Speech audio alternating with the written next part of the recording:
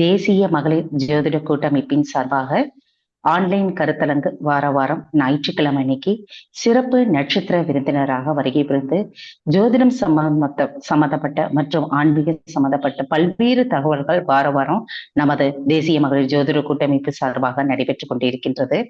இந்த வாரம் நமது நட்சத்திர நாயகர் சிறப்பு விருந்தினர் அஸ்ட்ரோ சூரிய ஜெய்வல் சார் அவர்கள் வையம்பட்டி திருச்சி மாவட்டம்.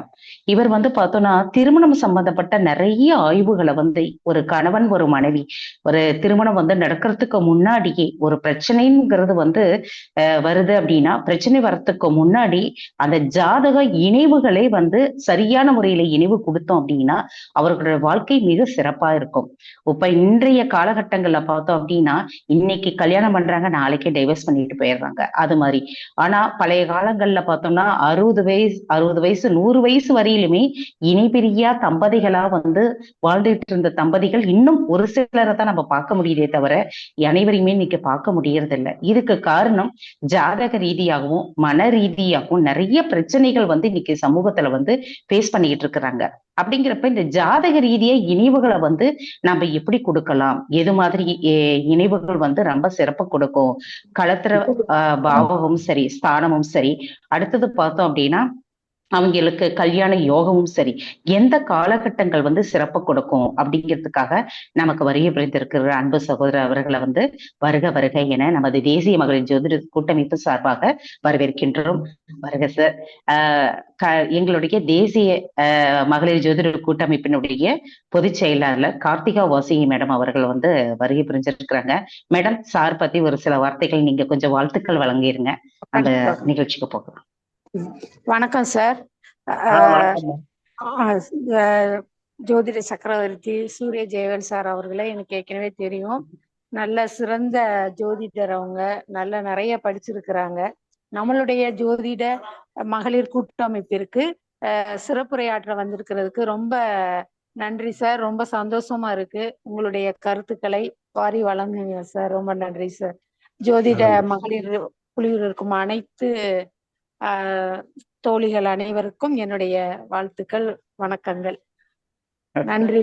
ரொம்ப நன்றி. Okay, thank you madam. ஓகே, நவகிரகங்களை ஃபர்ஸ்ட் ஓம் கிரீம் ஆதித்யாய சோமாய மங்களாய புதாய ச குரு சுக்ர சனி பிரயச்ச ராகவி கேதுவே நமக. நவகிரகங்களையும் வழங்கி இந்த நிகழ்வை ஆரம்பிக்கலாம். சார் அவர்கள் சிறப்புரையாற்றுமாறு அன்புடன் கேட்டுக்கொள்கின்றேன். சார், இது உங்களுக்குண்டான நேரம். நீங்க முழுக்க இது ஜோதிடர்கள் ஜோதிடர் அல்லாதவர்களும் இதுல பங்கு பெற்றிருக்கிறாங்க. அவர்களுக்கு இந்த ஜாதக ரீதியாகவும் நம்மளுடைய ஆன்மீக ரீதியாகவும் இருக்கக்கூடிய இந்த திருமணம் சம்பந்தப்பட்டதை எல்லா தகவல்களும் வழங்குமாறு அன்புடன் கேட்டுக்கொள்கின்றோம். வாங்க சார். அனைவருக்கும் எனது இனிய இரவு வணக்கம். என்னுடைய பெயர் சூரிய ஜெயவேல். கடந்த 35 ஆண்டுகளாக ஜோதிடத்துறையில் நான் பயணித்துக் கொண்டிருக்கிறேன். இன்னும் கற்றுக்கொள்ள வேண்டிய நுணுக்கங்கள் அதிகமாக இருக்கிறது. என்னுடைய குருநாதர் திரு சின்னாலப்பட்டி தங்கவேல் ஐயா அவர்தான் என்னுடைய முழு குருநாதர். எனக்கு கடந்த 35 ஆண்டுகளாக எனக்கு நிறைய விஷயங்களை கற்றுக் கொடுத்த குருநாதர். அவர் கிட்டத்தட்ட உலக அளவில் உள்ள அனைத்து நூல்களும் மூல நூல்களும் தமிழ் நூல்களும் கிட்டத்தட்ட ஒரு 8500 புத்தகம் வைத்திருக்கிறார். அவர் அனைத்தையும் வாசித்து அதில் உள்ள நுணுக்கங்களை எங்களுக்கு நிறைய கற்றுக் கொடுத்திருக்கிறார். அதில் நான் கற்றுக்கொண்ட சில விஷயங்களை என்னுடைய அனுபவ ரீதியாக எது சரியா வருகிறது என்பதை உங்களுக்கு ஆய்வு முன்வைக்கிறேன்.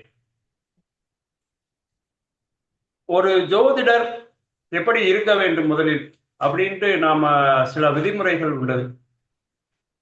நாம் வரக்கூடிய கஸ்டமர், நமக்கு வரக்கூடிய ஒவ்வொரு பார்வையாளரும் நமக்கு குருநாதர் போன்றவர் என்ற நோக்கத்தோடு நாம் ஜாதகத்தை ஆய்வு செய்ய வேண்டும். அப்போதுதான் அந்த ஜாதகத்தின் மூலமாக நாம் நிறைய கற்றுக்கொள்ள முடியும். நாம் நிறைய கற்றுக்கொண்டோம், எனக்கு நிறைய தெரியும் என்ற இருமாப்போடு நாம் ஜாதகம் பார்க்கும் போது நமக்கு சில தடுமாற்றங்கள் ஏற்படுவதற்கு வாய்ப்பு உண்டு. ஏனென்றால் கிரகங்கள் ராசிகள் பஞ்சாங்க நுணுக்கங்கள் அடிப்படை விஷயங்களை தெளிவாக முதலில் கற்று ஒரு ஜோதிடருக்கு அடிப்படை விஷயம் எந்த கேள்வி கேட்டாலும் தெளிவாக தெரிந்து கொள்ள வேண்டும். அந்த அடிப்படை நுணுக்கங்களை நாம் முதலில் தெளிவாக வரிசையாக கற்றுக்கொண்டோமானால் நாம் எந்த குருநாதரையும் நமக்கு தேவையில்லை. முதலில் என்னுடைய குருநாதர் யார் வந்தாலும் அவரிடம் முதலில் கேள்வி கேட்பது அடிப்படை மட்டுமே தான் கேள்வி கேட்பார். அடிப்படை சரியாக பதில் சொல்லிவிட்டால் அவருக்கு திருப்தியாகிவிடும். அடிப்படை கேள்விகள் பதில் சொல்லவில்லை என்றால் பதில் சொல்வதில் தடுமாற்றம் ஏற்படும். இன்றைய நிறைய ஜோதிடர்கள் நாம் பார்க்கும்போது அடிப்படை தெளிவாக இல்லை. தயவுசெய்து அனைவரும் அடிப்படை நுணுக்கங்களை பலன் சொல்வதற்கு மிக முக்கியமாக கொடுக்கப்பட்டுள்ளது என்பதை நினைவுகூருங்கள். அதேபோல இந்த 12 ராசிகள் எதன் அடிப்படையில் நிர்ணயம் செய்து உள்ளார்கள் என்று யோசித்து பாருங்கள். ஏன்னா 9 கிரகங்கள் கொடுக்கப்பட்டுள்ளது. இதில் ராகு கேதுக்கு வீடுகள் கிடையாது. ராகு கேதுகள் சந்திர சுழற்சியின் பூமி வட்டப்பாதையில் தென்துருவம் வடதுருவம் அந்த வெட்டு புள்ளியை தான் ராகு கேது மாய புள்ளிகள் என்று நம் முன்னோர்கள் குறிப்பிட்டு அதற்குண்டான கதிர்வீச்சு தன்மைக்கு ஏற்ப பலன்கள் ஏற்படும் என்று நிர்ணயம் செய்துள்ளார்கள். இதை விஞ்ஞான ரீதியாகவும் மேலை நாட்டவர்கள் ஒப்புக்கொள்கிறார்கள். ஆகையால் இந்த 7 கிரகங்களுக்கு மட்டும் தலா வீடுகளை பங்கிட்டு கொடுத்திருக்கிறார்கள். இந்த 7 வீடுகள் 7 பேருக்கும் எப்படி 12 வீடுகள் பங்கியிருக்கிறாங்க அப்படிங்கிறதுக்கு ஒரு ரகசியம் கொடுக்கப்பட்டுள்ளது. அந்த ரகசியத்தின் அடிப்படையில தான் அந்த வீடுகளை நிர்ணயம் செய்துள்ளார்கள். ஏன்னா இது எதற்காக சொல்றேன்னா அடிப்படை ரொம்ப முக்கியம் அப்படிங்கிறதுக்காக இதை சொல்லிட்டு நான் மற்ற விஷயங்களுக்கு அப்படி போறேன். முதலில் சூரியன் சிம்மராசி, சந்திரன் கடகராசி. சூரியன் தந்தைக்கு காரகர், ஆன்மாவுக்கு காரகர், ராஜா அப்படிங்கிற தன்மையை அவருக்கு கொடுக்கப்பட்டுள்ளது. நாயகன், முதன்மை நாயகன் அப்படிங்கிறது. அடுத்தபடியாக சந்திரனுக்கு கடக வீடு கொடுக்கப்பட்டுள்ளது. இந்த கடக ராசி சந்திரனுடைய ஆளுகைக்கு உட்பட்டது. அந்த பெண் தன்மை கூறிய தன்மை காரகராவார். இந்த உடலுக்கு காரகர் நம் உடலை பேணுவதில் முக்கிய பங்கு வகிக்கிறார். நம் மனதையும் கட்டுப்படுத்துகிறார். அடுத்தபடியாக நீங்கள் சந்திரனுக்கு இடதுபுறம் அதாவது மிதுன வீடு புதனுக்கு உரிய வீடு. புதன் ஆண் வீடு பெண் வீடு 2 வீடுகள் கொடுக்கப்பட்டுள்ளது. ஆண் வீடு மிதுனம், இளவரசன் என்று சூட்டப்பட்டுள்ளது. அதே போல சூரியனுக்கு அடுத்தபடியாக இருப்பது கன்னி வீடு, கன்னி இளவரசி அப்படின்று புதனை 2 டைப்பா நாம பிரிக்கிறோம். ஆணுமல்ல பெண்ணுமல்ல அப்படிங்கிற தன்மை இருந்தாலும் அந்த சூழ்நிலைக்கு ஏற்ப அந்த தன்மையை தன்னை மாற்றிக்கொள்ளும் தன்மை உடையவர் புதன். ஆகையால் தான் 2 வீடுகள் கொடுக்கப்பட்டுள்ளது, இளவரசி இளவரசன். அடுத்தபடியாக பார்க்கும்போது உங்களுக்கு சுக்கிரனுடைய வீடு இந்த பக்கம் ரிஷப வீடு, இந்த பக்கம் துலாம். இந்த துலாம் வீடு ரிஷப வீடு பாத்தீங்கன்னா உங்களுக்கு சுக்கிரனுடைய ஆதிக்கத்துக்கு உட்பட்டது. நம் குடும்பத்திற்கு அடுத்தபடியாக நாம முக்கியத்துவம் கொடுக்கக்கூடியது செல்வ வளம், நாம் சம்பாதிக்கும் பணம். நமக்கு தேவையான வசதிகளை உருவாக்கி கொடுப்பது நம்மளுடைய செல்வ வளத்தையும் தருவது சுக்கிரன். ஆகையால் தான் சுக்கிரன் 3ஆம் வீடாக, அதாவது சந்திரனிலிருந்து 3ஆம் வீடாகவும் சூரியனிலிருந்து 3ஆம் வீடாகவும் நிர்ணயம் செய்துள்ளார்கள். அடுத்தபடியாக செவ்வாய் மேச வீடு, இங்கு விருச்சகம். சூரியனிலிருந்து எண்ணும் போது சிம்மத்திலிருந்து எண்ணும் போது 4ஆம் வீடு, கடகத்திலிருந்து எண்ணும் போது 4ஆம் வீடு செவ்வாயுடைய வீடு. வீடு, வாசு, சொத்து, சுகம் அனைத்தையும் செவ்வாயுடைய காரகத்துவத்தின் அடிப்படையில் செவ்வாய்க்கு கொடுக்கப்பட்டுள்ளது. பாதுகாவலர் அப்படிங்கிற தன்மையும் அவருக்கு உண்டு. ஒரு குடும்பத்தை பாதுகாக்கும் தன்மை, ஒரு நாட்டை பாதுகாக்கும் தன்மை செவ்வாய்க்குரிய காரகத்துவம். அடுத்தபடியாக பாத்தீங்களா, குரு கடகத்திலிருந்து எண்ணும் போது 5ஆம் வீடு பின்னாடி எண்ணணும். நீங்க அந்த வீடு வந்து பாத்தீங்கன்னா குருவுடைய வீடு. சிம்மத்திலிருந்து எண்ணும் போது குருவுடைய வீடு தனுசு. இவர் ஆசிரியர். நம் எண்ணங்களை படித்து நமக்கு உண்டான சிறப்பான வழிகாட்டுதலை உருவாக்கக்கூடியவர் குரு. அப்படிங்கிற தன்மைக்காக தான் இந்த இரு வீடுகள் கொடுக்கப்பட்டுள்ளது.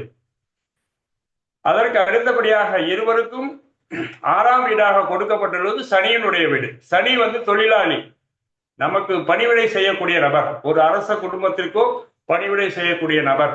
பணிவிடை செய்யக்கூடிய நபர் தனிப்பட்ட இடத்தில் இருக்கிறதுக்கான வாய்ப்பை உருவாக்கி தரக்கூடிய சூழ்நிலையை உருவாக்குபவர். ஆகையால் தான் சனி தொழிலாளி. நாம் உத்தியோகத்துக்கும் தொழிலுக்கும் முக்கியத்துவம் கொடுக்கக்கூடிய சனி ஆவார். நாம் தொழில் செய்யும் இடம் வேறு இடமும் குடும்பமும் வேறு இடமும் இருப்பதற்கு காரணம் இதுதான். இதுதான் ராசியின் கிரகங்களுக்கு பங்கிட்டு கொடுத்துள்ள உண்மை தத்துவமாகும். நீங்கள் யோசித்து பார்த்தால் இந்த விஷயம் உங்களுக்கு தெளிவாக புரியும். இது ஒண்ணு. அடுத்து நாம் திருமண விஷயத்துக்கு வருவோம். எந்த ஒரு லக்னமாக இருந்தாலும் 7ஆம் வீடு நமக்கு எதிர் வீடுதான் நம்மளுடைய பார்ட்னரை நிர்ணயம் செய்யக்கூடிய இடமாகும். பார்ட்னர் என்பவர் நமக்கு நிகரானவராக இருக்க வேண்டும். சண்டையோ விவாதமோ வரும்போது நமக்கு நிகரானவர்களுடன் போட்டி கொள்ள வேண்டும். அப்போதுதான் நாம் வெற்றி தோல்வியை சரியாக நிர்ணயம் செய்ய வேண்டும் என்ற நோக்கின் அடிப்படையில் தான் ஒவ்வொரு ராசிக்கு எதிரே ஆண் ராசி லக்னம் என்றால் ஆண் ராசி 7ஆம் வீடு, பெண் ராசி லக்னம் என்றால் பெண் ராசி 7ஆம் வீடு. இந்த தத்துவ அடிப்படையில் தான் அந்த 7ஆம் வீட்டில் நிர்ணயம் செய்துள்ளார்கள். இது அடிப்படை தத்துவம். இது வேற எந்த நூல்களிலும் நீங்க வாசிக்க முடியாது. ஏன்னா நாம எதன் அடிப்படையில் நிர்ணயம் செய்துள்ளார்கள் என்ற நோக்கத்தோடு நம்ம ஆயும் போது கிடைக்கக்கூடிய விஷயங்கள். இதை நாம் சரியாக பயன்படுத்தும் போது நாம் பலன் சொல்வதற்கு சரியான முறையில் நாம் வரக்கூடியவர்களை திருப்திப்படுத்த முடியும். அந்த அடிப்படையில் தான் நிர்ணயம் செய்துள்ளார்கள்.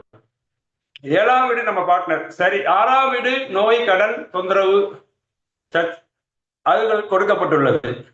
8ஆம் வீடு நம்மளுடைய ஆயுள், மறைமுகமாக இயங்கக்கூடிய விஷயங்கள் எல்லாம் 8ஆம் வீடு கொடுக்கப்பட்டுள்ளது. ஏன் 7ஆம் வீட்டுக்குன்னே 7ஆம் வீட்டு பக்கத்துல 2 பகை வீடுகளையும், அதாவது நமக்கு துன்பம் தரக்கூடிய வீடுகளையும் வைத்திருக்கிறார்கள் என்று யோசித்து பாருங்கள். அதற்கான விடை 7ஆம் வீடு சரியாக இருக்கும் போது ஒருவருடைய வாழ்க்கையில் சிறப்பான அந்தஸ்தும் சூழ்நிலையும் அடைய முடியும். இந்த 6ஆம் வீடு 7ஆம் வீடு சரியாக இயங்கவில்லை என்றால் 6ஆம் வீடு இயங்கும் போது நோய் நொடி கடனோடு அந்த ஜாதகர் வாழ்வில் போராட வேண்டிய கட்டாயத்துக்கு ஆட்படுவார். 8ஆம் வீடு இயங்கினால் ஜாதகருக்கு ஆயுள் குறைந்துவிடும். ஆகையால் நீ 7ஆம் வீட்டை சரியாக நீங்க பயன்படுத்துங்கள் என்ற உணர்வு தத்துவத்தின் அடிப்படையில் தான் இந்த 7ஆம் வீட்டுக்கு இருபக்கமும் இந்த மறைவு ஸ்தானங்களை கொடுக்கப்பட்டுள்ளார்கள். மற்ற வீடுகளுக்கு நீங்க கவனித்தால் அது மாதிரி வராது. இந்த 7ஆம் அப்படி வரும். ஆகையால் பலன் கூறும் போது இந்த விஷயங்களை நாம் கவனிக்க வேண்டும். எந்த வீட்டு ஆதிபதி, அந்த ஆதிபதிக்கு யார் யார் தொடர்பு, எந்த அடிப்படையில் இவங்கள் இயக்குகிறார்கள் என்பதை கண்டுபிடித்து அதற்குரிய விஷயங்களை ஆராய வேண்டும். ஒருவருடைய திருமண வாழ்வு சிறப்படைய வேண்டும் என்றால் ரிஷப ராசியிலும் துலா ராசியிலும் சுபகிரகங்கள் இருக்க வேண்டும். ரிஷப ராசியிலோ அல்லது துலா ராசியிலோ பாவ கிரகங்களான சூரியன், செவ்வாய், சனி, ராகு, கேது இவர்களில் யாராவது ஒருவர் இருந்தா கொஞ்சம் பிரச்சனை கம்மி. ஆனா இருவர் இருந்தால் இவர்களுடைய திருமண வாழ்வில் கண்டிப்பாக பிரச்சனை வந்தே தீரும். நாம் பொருத்தம் பார்க்கும் போது இதை கவனத்தில் கொண்டு நாம் பார்க்க வேண்டும். ஏன் ரிஷபராசி துலா ராசியும் நாம முக்கியத்துவம் கொடுக்கிறோம் அப்படின்னா, காலபுருஷனுக்கு லக்னத்திற்கு 2ஆம் வீடு ரிஷபராசி, 7ஆம் வீடு நம்மளுடைய எதிர்பாலினம், நம்மளுடைய துணைவியை புரியக்கூடிய இடம் அப்படிங்கிறதுக்காக கொடுக்கப்பட்டுள்ளது காலபுருஷன் அடிப்படையில். இதே அடிப்படையில் எந்த லக்னமாக இருந்தாலும் இந்த ரிஷபராசியிலும் துலா ராசியிலும் பாவ கிரகங்கள் இருக்கக்கூடாது என்பதை நீங்க கவனத்தில் கொள்ளலாம். இன்னைக்கு நீங்க நிறைய ஜாதகங்களை கவனிக்க வேண்டும். இதற்கு தீர்வு என்ன அப்படின்னு நாம யோசிக்கும் போது, அந்த ரிஷப ராசியில் ஒருவருக்கு பாவகிரகம் இருந்து மற்றொருவருக்கு பாவகிரகம் இல்லாமல் இருப்பதற்கான ஜாதகங்களை இணைக்க வேண்டும்.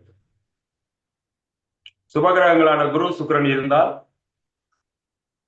சந்திரன் இருந்தால், அல்லது இந்த கிரகங்களை குரு பார்வை செய்தால் அவருடைய திருமண வாழ்வில் பிரச்சனை என்பது இருப்பதற்கான வாய்ப்பு குறைவு. இரண்டாவது, சூழ்நிலைக்கு ஏற்ப நாம் நம்மளுடைய எண்ணங்களையும் பழக்க வழக்கங்களையும் நாம் முயற்சி செய்து மாற்றிக்கொள்வதற்கான முயற்சியை ஈடுபட வேண்டும். சரி, இப்ப ஒருத்தருக்கு இந்த ரிஷபத்திலையும் துலாத்திலையும் பாவகிரகம் இருக்கு, என்ன பரிகாரம் நம்ம கஸ்டமர் கேட்பாங்க. நாம இப்ப துலாராசியில இருந்தா நீங்க உங்களுடைய பார்ட்னருக்கு என்ன சொல்றாரோ அதை கேட்டு நீங்க அதை செயல்படி நடந்துக்கணும். பூஜையோ புரஸ்காரங்களோ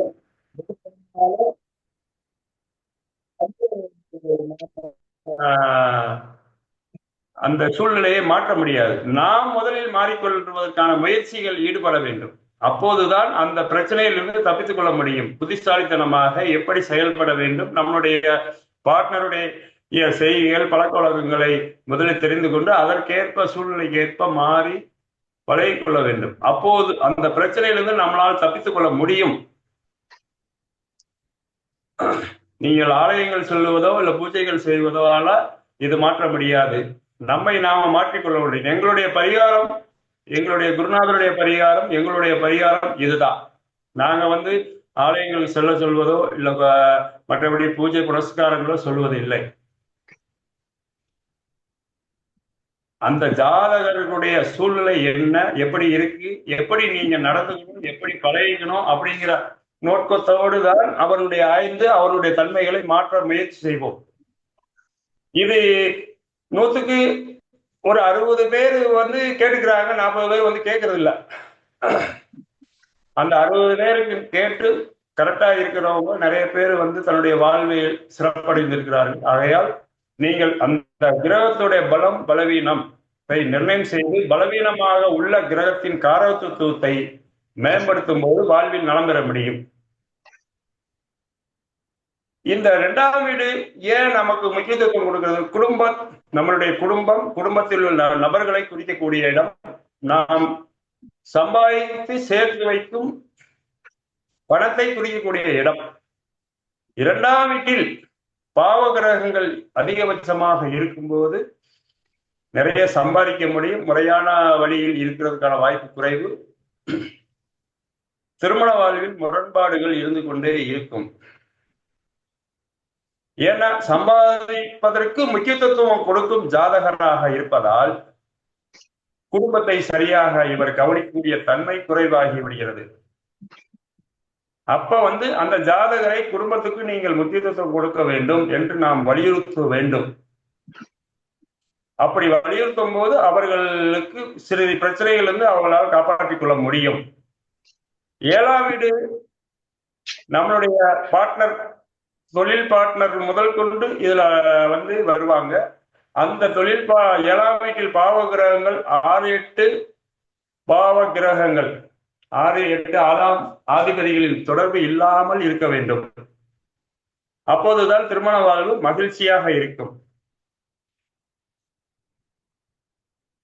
அதே போல 8ஆம் ஆதிபதி 7ஆம் ஆதிபதி தொடர்பு இருக்கிறது என்றால் அவர்களுடைய திருமண வாழ்வில் முரண்பாடுகளும் சச்சரவுகளும் பிரிவினை ஏற்படும். இது போன்ற ஜாதகங்கள் நாம் பார்க்கும்போது அவர்களை தொழில் ஒரு பக்கமும் குடும்பம் ஒரு பக்கமும் இருக்கிற மாதிரி அவங்களை இருக்க சொல்லணும். மாதத்திற்கு வாரத்திற்கு 1 நாள் 2 நாள் அல்லது மாதத்திற்கு ஒரு 4 நாள் 3 நாள் சந்திக்கு மாதிரி, மற்ற நாட்கள் எல்லாம் அவர்கள் தொழில் எங்கே இருக்கோ அங்க இருக்கிற மாதிரியான சூழ்நிலையை உருவாக்கி கொள்ள வேண்டும். அவர்கள் தினமும் கூட இருக்கும்போது அவர்களுக்கு அந்த சச்சரவு உருவாகி கொண்டே இருக்கும். அதே போல இந்த 6ஆம் அதிபதி 7ஆம் அதிபதி சம்பந்தம் இருந்தும் 8ஆம் அதிபதியும் 7ஆம் அதிபதி சம்பந்தம் இருந்தாலும், லக்னாதிபதியும் 8ஆம் அதிபதியின் சம்பந்தம் இருந்தாலும், லக்னாதிபதியும் 6ஆம் அதிபதியும் சம்பந்தம் இருந்தாலும், இவர்கள் வெளியூரில் வசித்தால் வாழ்க்கையில் சிறப்படைய முடியும். தன்னுடைய பிறந்த பூர்வீக சொத்து வீடு இது போன்ற சூழ்நிலையில் இருந்தால் அவர்களுக்கு பாதிப்புகள் அதிகபட்சமாக உருவாகி கொண்டே இருக்கும். இவர்கள் வெளியூரில் வசிக்கும் போது மட்டுமே சிறப்படைவதற்கான யோகம் உள்ளது. ஆகையால் இது போன்ற ஜாதகங்கள் நீங்கள் தங்களிடம் பார்வைக்கு வரும்போது நீங்கள் உறுதியாக கூறலாம், நீங்க உள்ளூர்ல இருக்கக்கூடாதுன்னா, நீங்க வெளியூர்ல இருந்தீங்கன்னா உங்க வாழ்வுக்கு சிறப்படையும், உங்களால சம்பாதிக்க முடியும் அப்படின்னு சொல்லுங்க.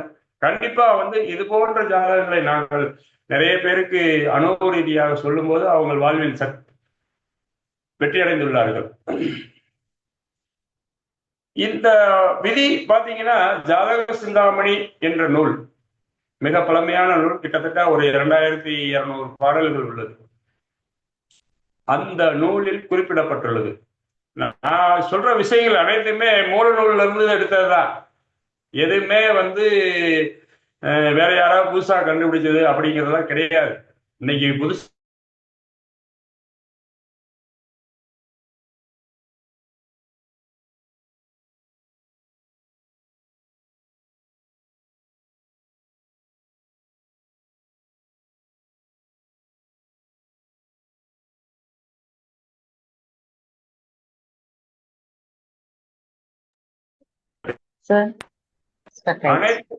அனைத்து நூல்கள் இருக்கிறது. பராசர குறையில அனைத்து விஷயங்களும் கொடுக்கப்பட்டுள்ளது. பராசர குறையில் இல்லாத ரூல்களே இல்லை அப்படின்னு சொல்லலாம். நீங்க தமிழ்ல என்ன, தமிழ்ல முழுமையாக இல்லை பராசர குறை. ஆங்கிலத்துல சமஸ்கிருதம் ஆங்கிலத்துல நிறைய ஆசிரியர்கள் மொழிபெயர்த்து நிறைய கிட்டத்தட்ட ஒரு 4 ஆசிரியர்கள் மொழிபெயர்த்து வெளியிட்டிருக்காங்க. ஒரு ஃபாரின்காரர் கூட, மேலை நாட்டு ஜோதிடர் கூட அந்த நூலை மொழிபெயர்த்து வெளியிட்டு இருக்கிறார்கள். சென்னையில, அதாவது மெட்ராஸ்ல உள்ள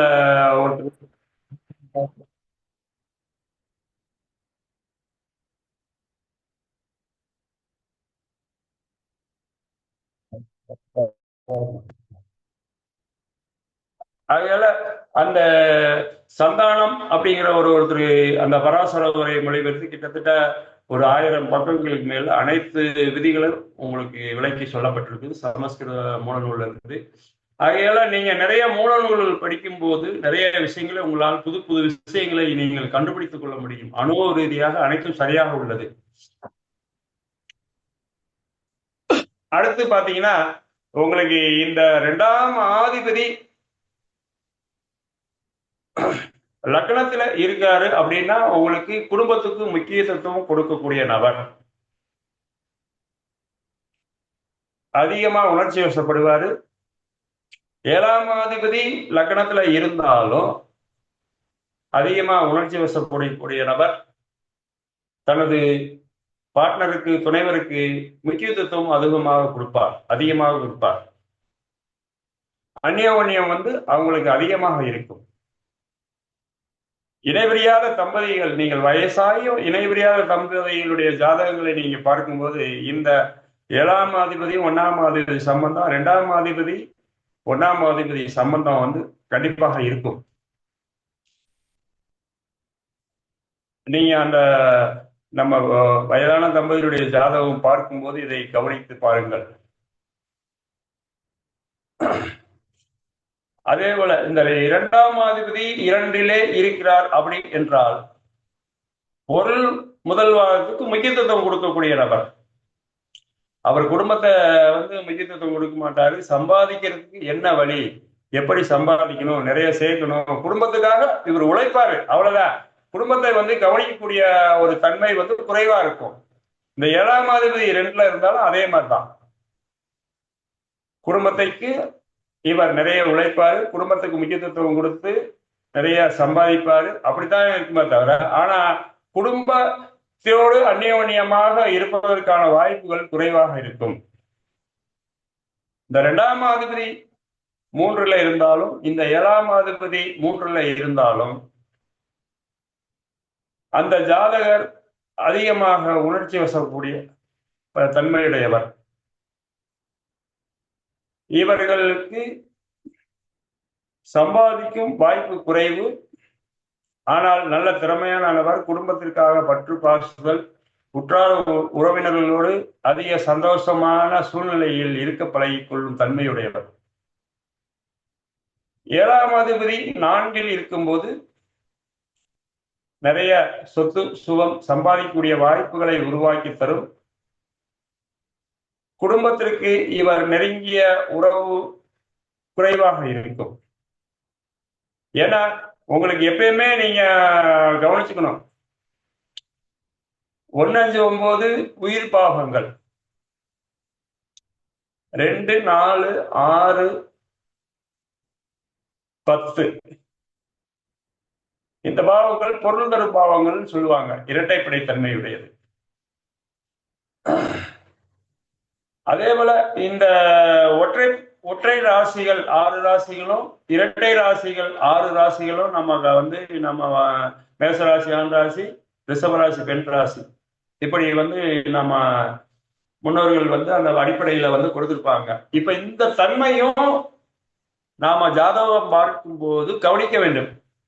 7ஆம் அதிபதி ஆண் ராசியில் இருந்தால் என்ன பலன், பெண் ராசியில் இருந்தால் என்ன பலன் அப்படின்னு விதிமுறைகள் இருக்கு. நிறைய பேர் நம்ம பொதுவா 7ஆம் அதிபதி வச்சு நம்ம பலன் சொல்லிடுறோம். ஆனா அப்படியும் நம்ம பலன் எடுத்தாலும் அந்த பலன் நடைமுறைக்கு வருமா வராதா என்று நாம் இந்த ராசியினுடைய தன்மைகளின் அடிப்படையில் மட்டுமே நிர்ணயம் செய்ய முடியும். பெண் ராசியில் ஒருவருடைய 7ஆம் அதிபதி பெண் ராசியில் இருந்தால் ஆணுக்கு ஒரு மாதிரியாகவும் பெண்ணுக்கு ஒரு மாதிரியாகவும் இயங்கும். ஆண் ஜாதகத்தில் 7ஆம் அதிபதி பெண் ராசியில் இருப்பது சிறப்பை தரும். பெண் ஜாதகத்தில் 7ஆம் அதிபதி ஆண் ராசியில் இருப்பதை சிறப்பை தரும். அது எந்த ராசி, அந்த ராசியினுடைய அதிபதி தன்மைக்கு ஏற்ப நாம் கவனத்தில் கொள்ள வேண்டும். இப்ப 7ஆம் அதிபதி 5ல் இருந்தால், இப்ப 7ஆம் அதிபதி பாத்தீங்கன்னா 5ல இருக்கிறது நம்ம மூல நூல்கள் அனைத்துமே சிறப்பா சொல்லல. புத்திரபாக்கியம் பாதிப்பை தரும், பொருளாதாரம் பின்னடைவு இருக்கும், ஆனா சூழ்நிலைக்கு ஏற்ப நல்லா சந்தோஷமாக வாழக்கூடிய நபர் அப்படிங்கிற மாதிரி தான் இருக்கும். ஏன் 7க்குடையவர் 5க்கு போகும்போது புத்திரபாக்கிய தாமதத்தை தருகிறது? திருமண வாழ்வில் நீண்ட ஒரு அந்யோன்யம் ஏற்படுவதற்கான வாய்ப்புகள் குறையும் அப்படிங்கிறது இதுல 2ல எது அமையுங்கிறது நம்ம கண்டுபிடிக்க பழகிக்கணும்.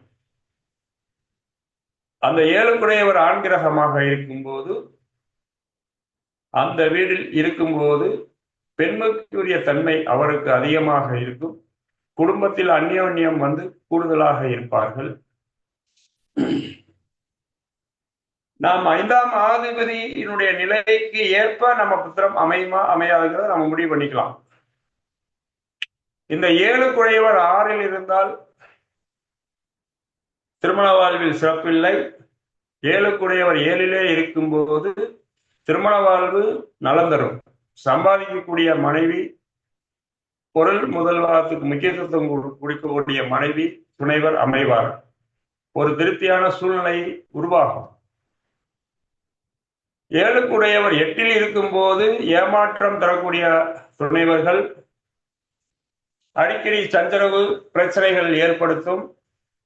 7க்குடையவர் 9ல் இருக்கும்போது ஒரு ஆண் ஜாதகமாக இருந்தால் அவர்கள் பெண்களுக்கு முக்கியத்துவம் கொடுக்கக்கூடியவர்கள்.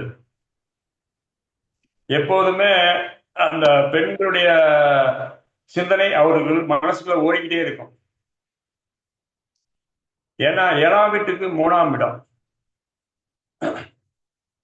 இந்த பக்கம் பாத்தீங்கன்னா 5ஆம் இடம்னா 11ஆம் இடம் ஆயிடும்.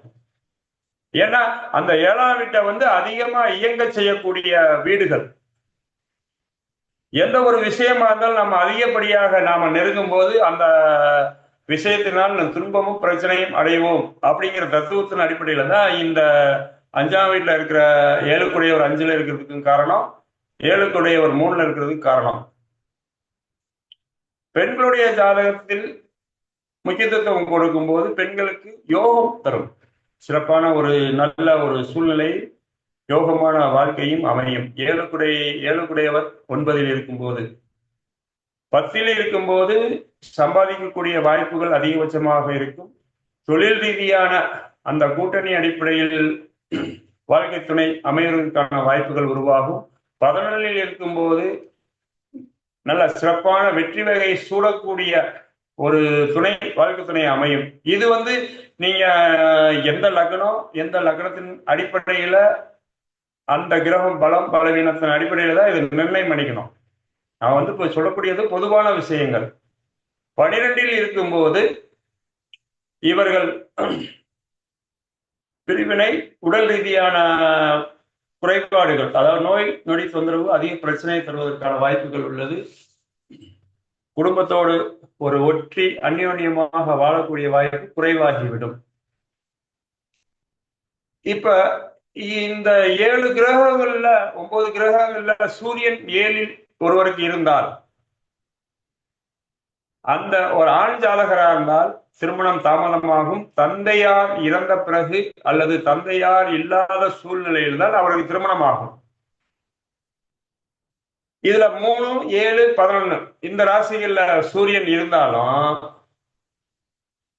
தந்தையார் இறந்த பிறகு ஒருவருக்கு திருமணம் ஆகும், அல்லது தந்தையார் அந்த திருமணம் ஜாதகருக்கு ஆகும்போது தந்தையார் அங்கு இருக்கிறதுக்கான வாய்ப்பு குறைவாகும். இது அனுபவத்தில் மிக சரியாக உள்ளது. இதுவும் ஜாதக சிந்தாமணி என்ற நூலில் உள்ள ஒரு விதிமுறை, அதுல கொடுக்கப்பட்டுள்ள விதிமுறை. இது போன்ற நாங்க கிட்டத்தட்ட ஒரு நிறைய அந்த நூல்களை வந்து ஏகப்பட்ட விதிகள் வந்து நாங்க அனுபவ ரீதியாக சரியாக உள்ளதை பொறுக்கி சரியாக வைத்திருக்கிறோம். அடுத்து சந்திரன். இந்த சந்திரன் 7ஆம் வீட்டுல இருக்காரு அப்படின்னா உங்களுக்கு நல்ல அழகான துணைவர் அமைவார்.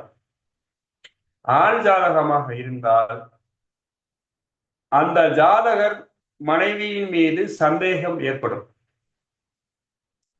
மனைவி சரியாக, ஏனென்றால் நல்ல ஒரு அழகான பெண் மனைவியாக அமையும் போது இவருக்கு நமக்கு வரக்கூடிய மனைவி சரியானவளா அல்லது சரியா இருக்காங்களா இல்லையா அப்படிங்கிற அந்த ஆராய்ச்சியிலே வந்து இவங்க வந்து அவங்களுக்கு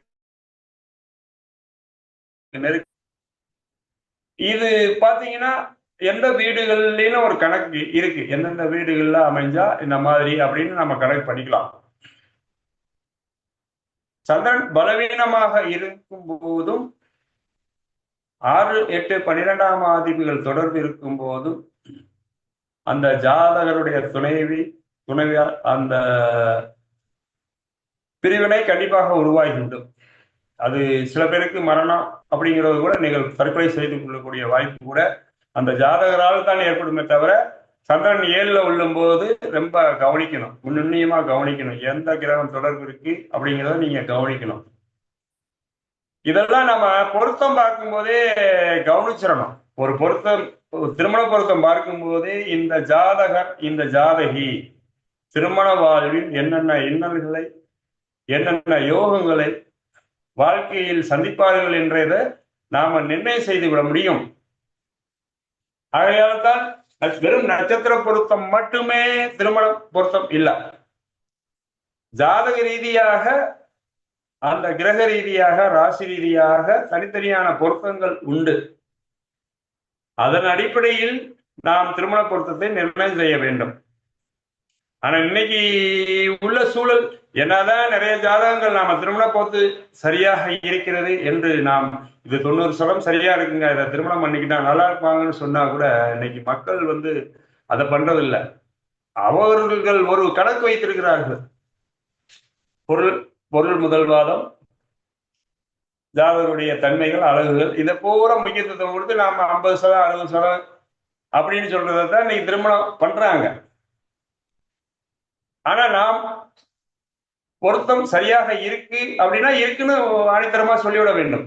இல்ல அப்படின்னா நம்ம ஆணித்தரமாக திருமண பொருத்தம் இல்லை அப்படின்ட்டு நம்ம முடிவா சொல்லிடணும்.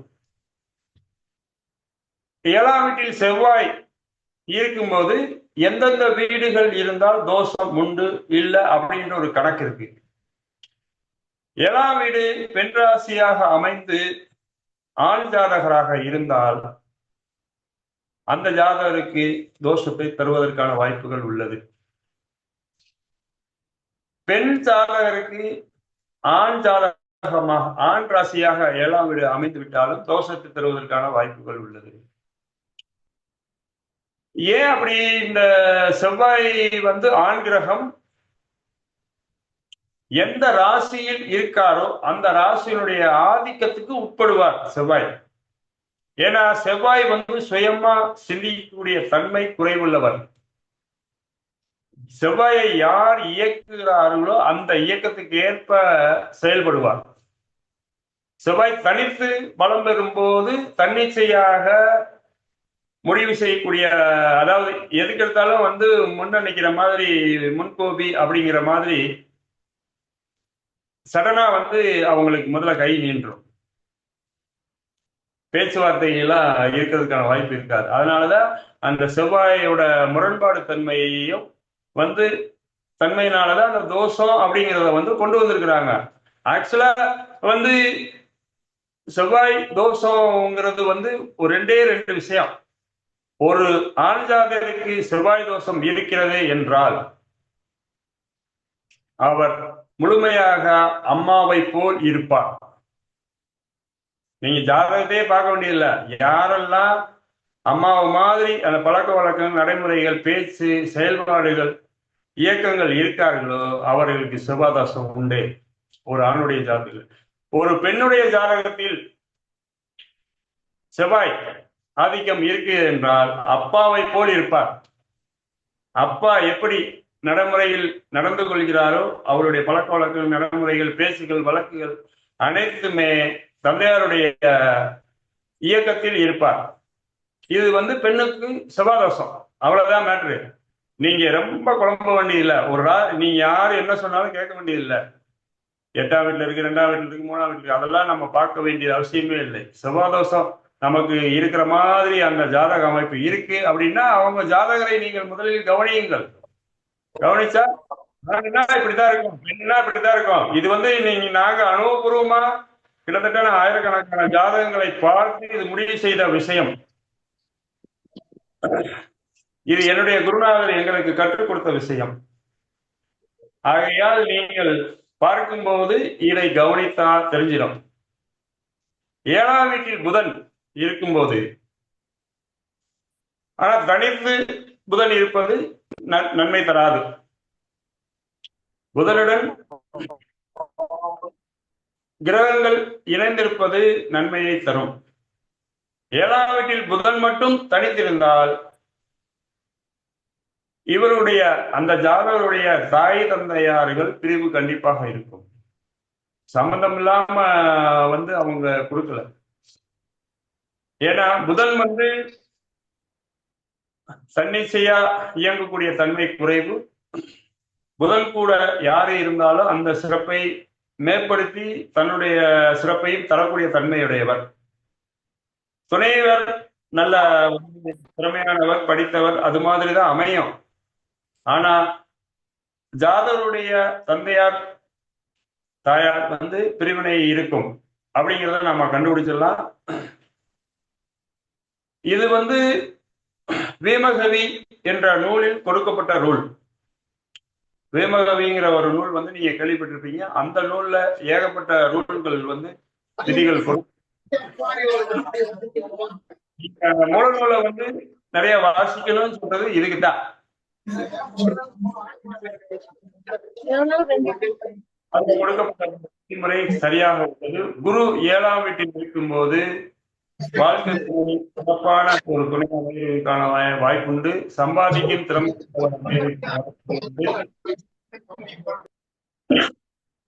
நல்ல ஒரு சிந்தனையுடையவர் அமைவதற்கான வாய்ப்புகள் உண்டு. ஆனால் உபயராசி 7ஆம் வீடாக அமைந்து குரு இருந்தால், ஒரு ஆணுடைய ஜாதகத்தில் குரு இருந்தால் கண்டிப்பாக அவருக்கு ஒரு 2ஆம் துணை இருக்கும். மனைவி அல்லாத ஒரு துணை அவங்க பெர்மனண்டா இருக்கும். திருமணத்திற்கு முன்னாடியே இருந்து அவங்களுக்கு அதுக்கான வாய்ப்புகள் இருக்கும். நீங்க அதுக்காக ஜாதகம் பார்த்தேன்னா இப்படின்னு எல்லாரும் நிர்ணயம் பண்ணி சொல்லிடக்கூடாது. உபயராசியில குரு இருக்கிறது திருமண வாழ்வில் குழப்பத்தையும் தாமதத்தையும் ஏற்படுத்தும்.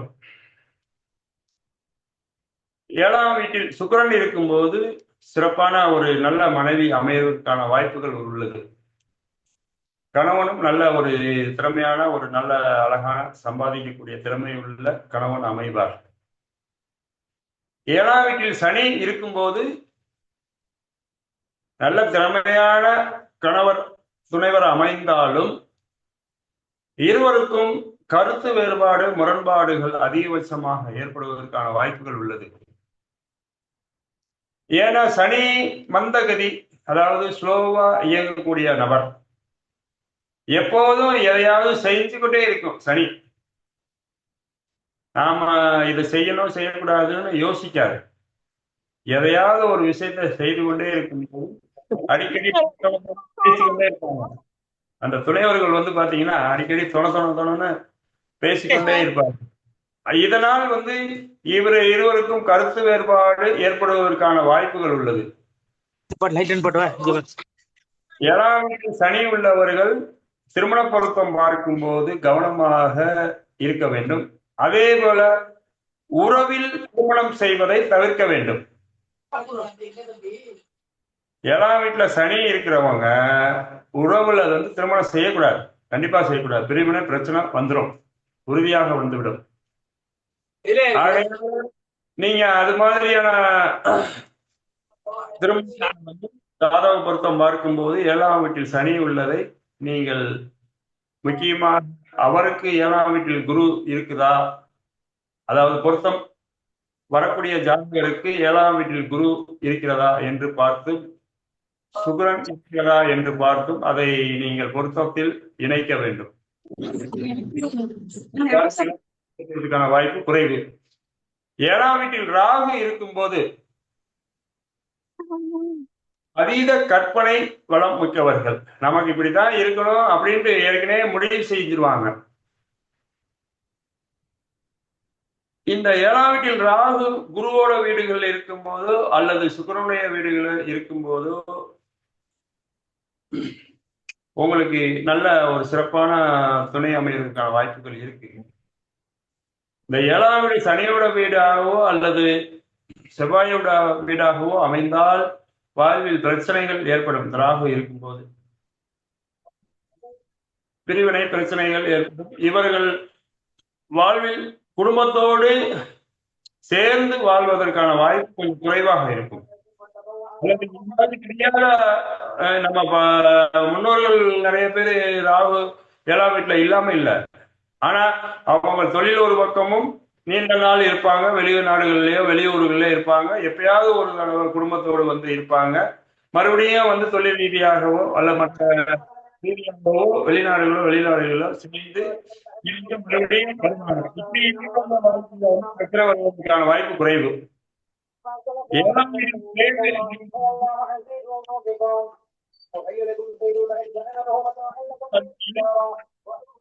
தடையும் தாமதம் ஏற்படும். ஒரு ஆணுடைய ஜாதகத்தில் 7இல் கேது இருப்பது சற்றே தராது.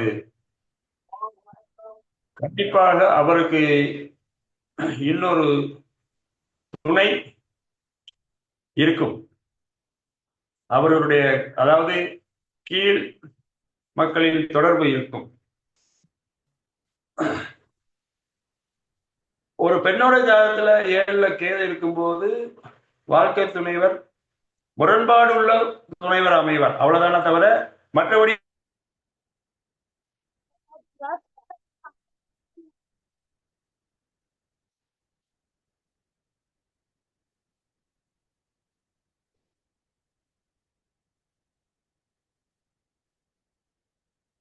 வந்து கண்டுபிடி ஜாதகத்தை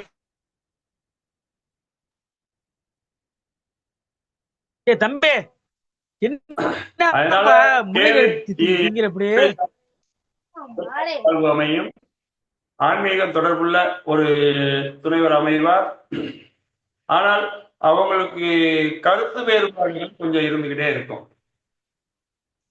இந்த ராகு கேதுகள் முக்கியமா இப்ப 7ஆம் வீட்டுல இருக்கு அப்படின்னா நீங்க வரக்கூடிய ஜாதகருக்கு பொருத்தம் பார்க்கும் போது ராகு கேதுகள் அவங்களுக்கு 7ஆம் வீட்டில் இருக்கிற மாதிரி இருக்கு அப்படின்னா ஜாதகத்தை பொருத்தம் சிறப்பாக இருக்கும்.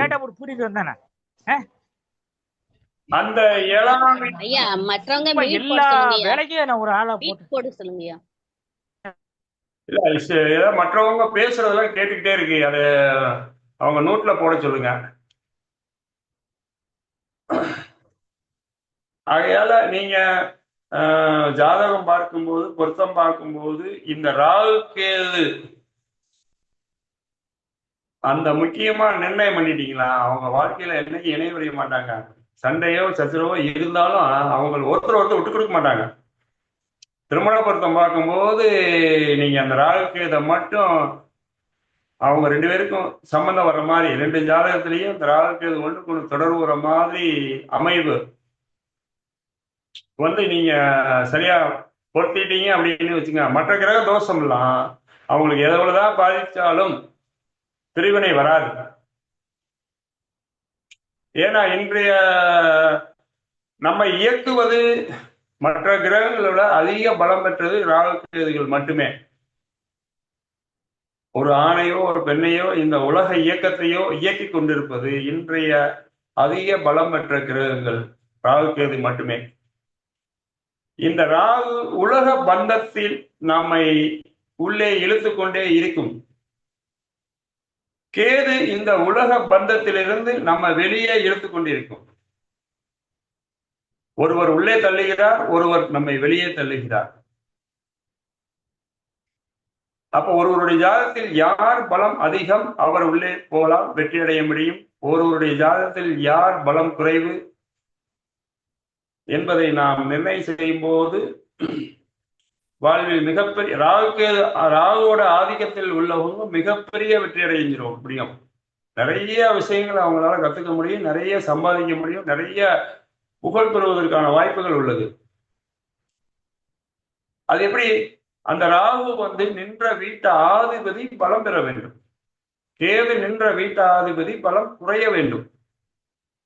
யாருக்கெல்லாம் ராகு நின்ற வீட்டாதிபதி ஆட்சி உச்சம் பெற்று இருக்கிறதோ, நட்பு வீடுகள் இருக்கிறதோ, 6, 8, 12ஆம் வீடுகள் தொடர்பு இல்லாமல் இருக்க வேண்டும்.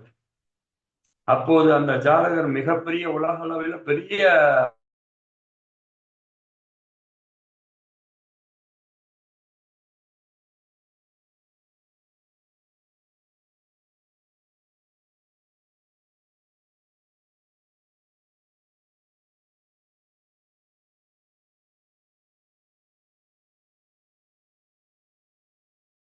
கிடைக்கக்கூடிய அனைத்து இன்பங்களை விட்டு வெளியே வந்து கொண்டிருப்பார்கள். ஒரு விரக்தி மனப்பான்மையோடு இந்த உலகில் நாம் ஏன் இவ்வளவு சிரமப்படுகிறோம் என்ற மனவேதனையோடு வாழக்கூடிய நபர்கள் இந்த கேது நின்ற வீட்டாதிபதி பலம் பெற்றவர்கள். ஆகையால் இந்த ராகு கேதை மட்டும் வைத்து பலன் கூறிவிட முடியும். என்னுடைய ஆய்வில் கிட்டத்தட்ட இந்த 10 ஆண்டுகளாக நான் அந்த ராகு கேதை மட்டும் ஆய்வு செய்து மிகப்பெரிய ஜாதகங்கள் மற்ற விஷயங்களை வந்து நிறைய கண்டுபிடிச்சு நான் வந்து தனிப்பட்ட முறையில் அதை பயன்படுத்திட்டு இருக்கிறோம். ராகு கேது நீங்க மற்ற கிரகங்களை யாரையுமே பார்க்க வேண்டியதில்லை, ராகு கேதை மட்டும் பார்த்தா போதும். அந்த ஜாதகருடைய அனைத்து வாழ்வில் நடக்கும் சம்பவங்களையும் நம்மளால் நிர்ணயம் செய்து விட முடியும். இது வந்து சும்மா ஒரு சின்ன சாம்பிளுக்காக நான் உங்களுக்கு சொல்லியிருக்கேன். ஆகையால நீங்க ராகுக்கு அதை கவனிங்க, நிறைய விஷயங்கள் உங்களால சொல்ல முடியும். அதே போல இப்ப இந்த திருமண வாழ்க்கைக்கு இந்த கிரக கூட்டணி இருக்கிறாங்க பாருங்க, யாராரு கூட்டணியா இருந்தா திருமண வாழ்க்கைக்கு சிறப்பை தருவார்கள். அப்ப சூரியனும் சந்திரனும் சேரும் போது திருமண வாழ்க்கையில் சிறப்பான ஒரு சூழ்நிலையை உருவாக்கி தருவார். ஆனா வந்து இந்த வளர்முறை சந்திரனாக இருக்க வேண்டும். சூரியனுக்கு பின்னாடி இருந்துச்சுன்னா கொஞ்சம் அவங்க வாழ்க்கையில வந்து கொஞ்சம் தடுமாற்றங்கள் பிரச்சனைகள் ஏற்படுவதற்கான வாய்ப்புகள் உண்டு. அதே போல இந்த சூரியனும் சந்திரனும் 1-5-9 இருந்தால் தந்தையார் வகையில் இவர்கள், தாயார் வகையிலும் இவர்கள் சிறப்படைவதற்கான வாய்ப்புகள் உண்டு. ஜாதகருக்கு நல்ல ஒரு துணையாக இருந்து வெற்றி பெறுவதற்கான சப்போர்ட் செய்வார்கள். இங்கு இந்த ராகு கேதுக்கள் இந்த சூரியனுக்கும் சந்திரனுக்கும் தொடர்பு இருந்தா திருமண வாழ்க்கையில பிரச்சனை வரும். எப்படி இந்த ராகுவுடன் நீங்க நிறைய ஜாதகங்களை ஆய்வு பண்ணி பாருங்க. இந்த ரூல் ஆதி சங்கராச்சாரியம் 12,000 அப்படிங்கிற ஒரு நூல் இருக்கு. அதுல வந்து கிட்டத்தட்ட ஒரு 12,000 பாடல்கள், மொத்தம் 12,000 பாடல்கள் பாவ ரீதியாக வந்து கொடுக்கப்பட்டுள்ளது. அந்த நூல் வந்து தற்போது உங்களுக்கு கிடைக்கும், ஆனா பாடல் வடிவில் தான் இருக்கு. அந்த நூல்ல களத்திர பாவம் என்ற பகுதியில ஒரு பாடல்ல வந்து ராகுவும் சந்திரனும் அப்படிங்கிற கான்செப்ட்ல கொடுத்துருக்காங்க. அந்த ஒருடைய ஜாதகத்தில் ராகுவுடன் சந்திரன், ராகுவுக்கு 12ஆம் வீட்டில் சந்திரன், ராகுவுக்கு 2ஆம் வீட்டில் சந்திரன் இருக்கு அப்படின்னா அந்த ஜாதகர் ஜாதகி திருமண வாழ்வில் ஒரு 10 ஆண்டுகள் வரைக்கும் திருமண வாழ்க்கையை திருப்தியாக வாழ முடியாது. அவர்கள் கண்டிப்பாக பிரச்சனையும் பிரிவினையும் தரும். எந்த ஜாதகருக்கு அது மாதிரி கிரக அமைவு இருக்கோ அவர்கள் பொது வாழ்வில் பெரிய சிறப்பாக வெற்றியடைவதற்கான வாய்ப்புகள் உள்ளது. ஆனால் இல்லற வாழ்வில் திருப்தி இல்லாத சூழ்நிலையும் பிரிவினையும் தரும். இது புகழ்பெற்ற நபருடைய ஜாதகத்தில் அனைவருக்குமே உள்ளது. நாங்கள் நிறைய ஜாதகங்கள், பிரபலமான ஜாதகங்களை ஆய்வு செய்யும் போது இந்த விதி சரியாக உள்ளது. நீங்கள் திருமணம் பொருத்தம் பார்க்கும் போது இது போன்ற ஜாதகங்களை தவிர்க்க வேண்டும். அது வந்து நீங்க அந்த ஜாதகத்துக்கு எந்த ஜாதகம் பொருந்துங்கிறது அது தனிப்பட்ட ரூல். ஆனா திருமணம் பார்க்கும்போது அந்த ஜாதகர் ராகு சந்திரன் சம்பந்தம் இருக்கா அப்படின்னா நீங்க திருமண பொருத்தத்தை வந்து நீங்க வேண்டாம்னு சொல்லிடலாம். அந்த ஒரு இது வந்து சரியாக இருக்கும். இது வந்து ஆணுடைய ஜாதகத்துக்கும் பெண்ணுடைய ஜாதகத்துக்கும் பொருந்தும். ஒரு ஆணுடைய ஜாதகத்தில் சூரியனும் ராகுவும் சம்பந்தம் இருக்கு அப்படின்னா முரண்பாடு உள்ள நபர்.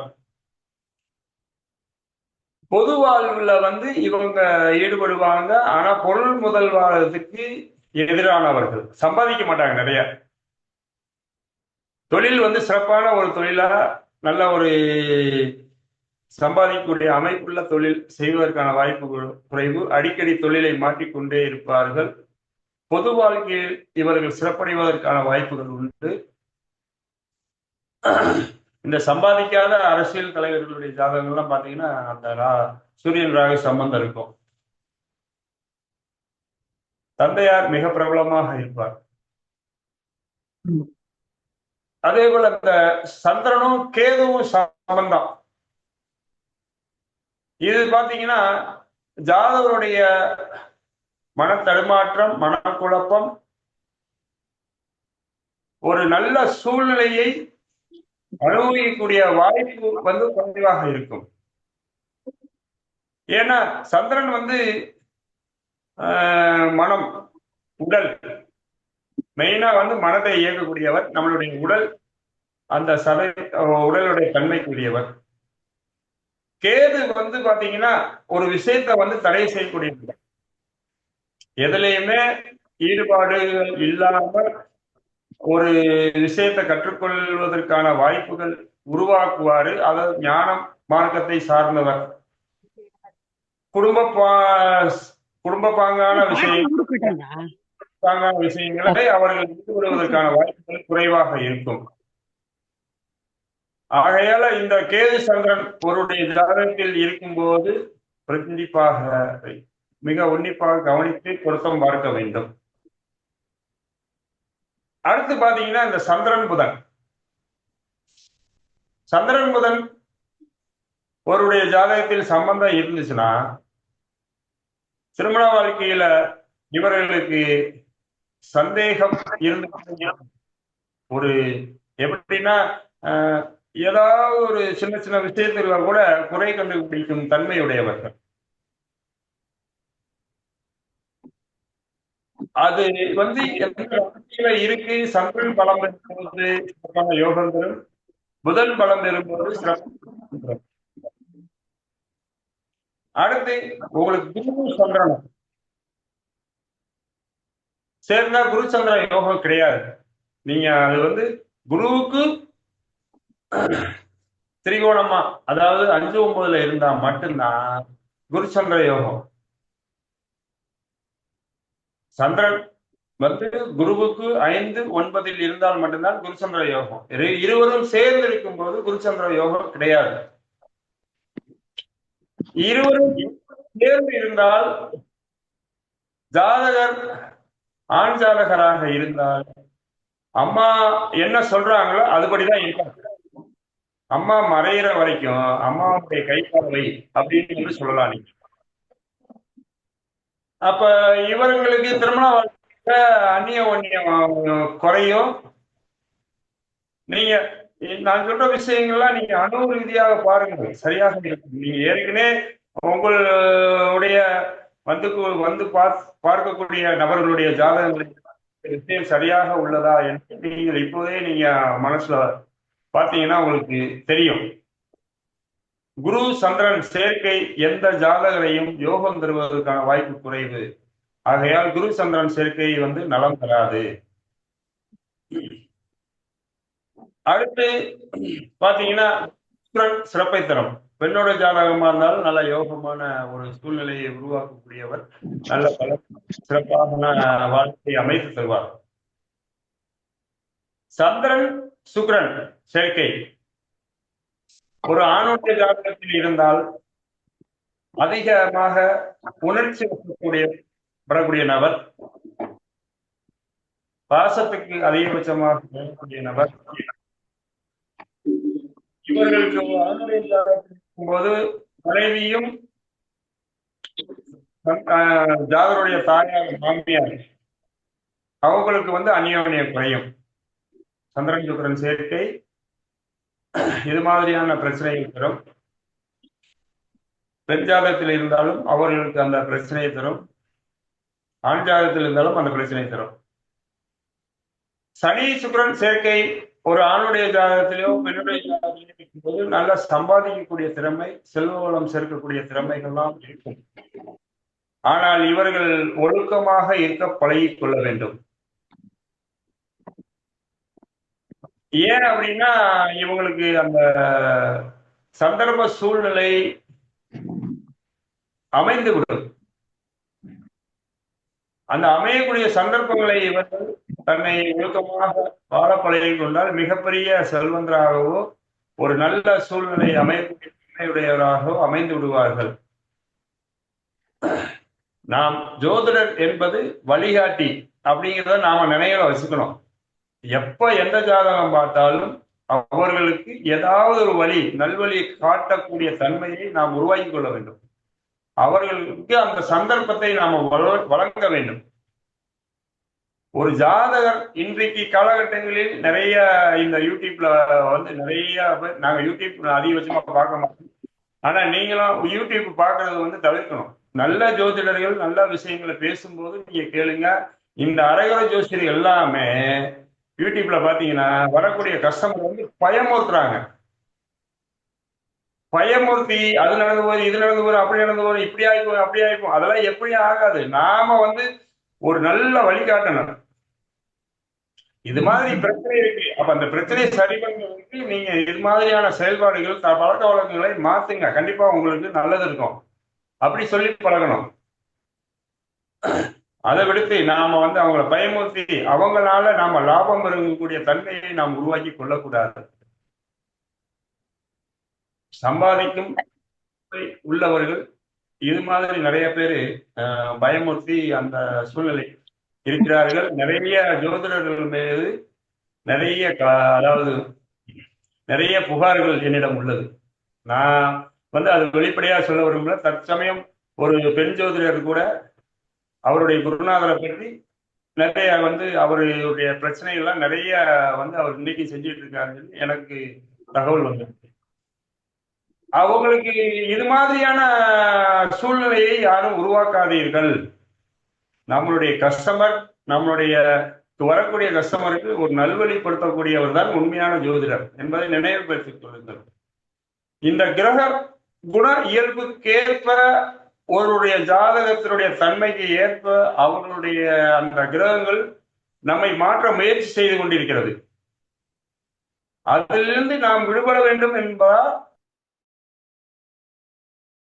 நல்ல ஒரு பெற்றோருடைய அரவணைப்பும் ஆசிரியருடைய அரவணைப்பையும் நாம் பேண வேண்டும்.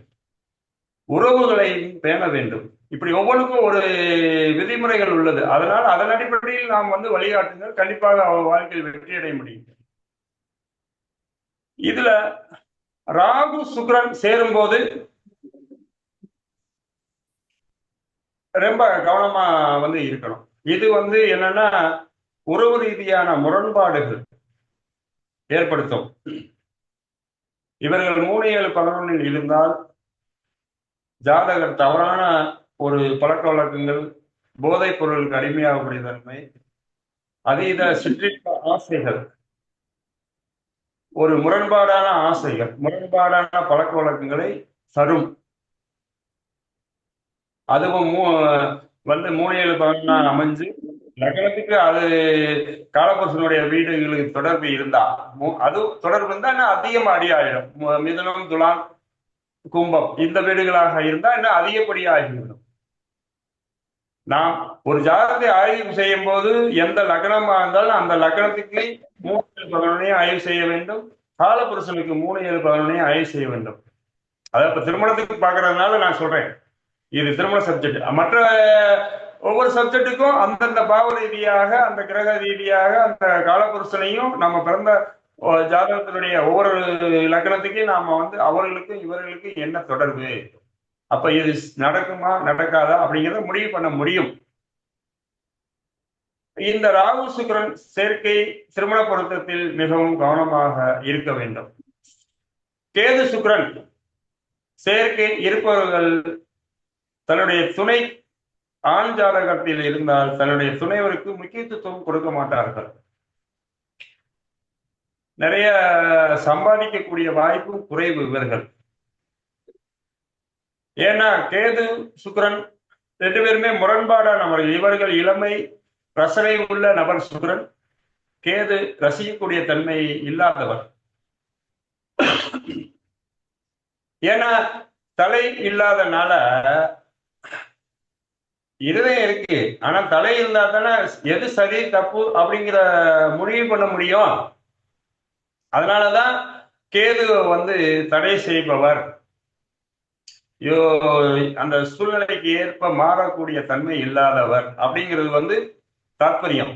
கேதுனுடைய தாத்பரியம் அதுதான். தலை இல்லாதனால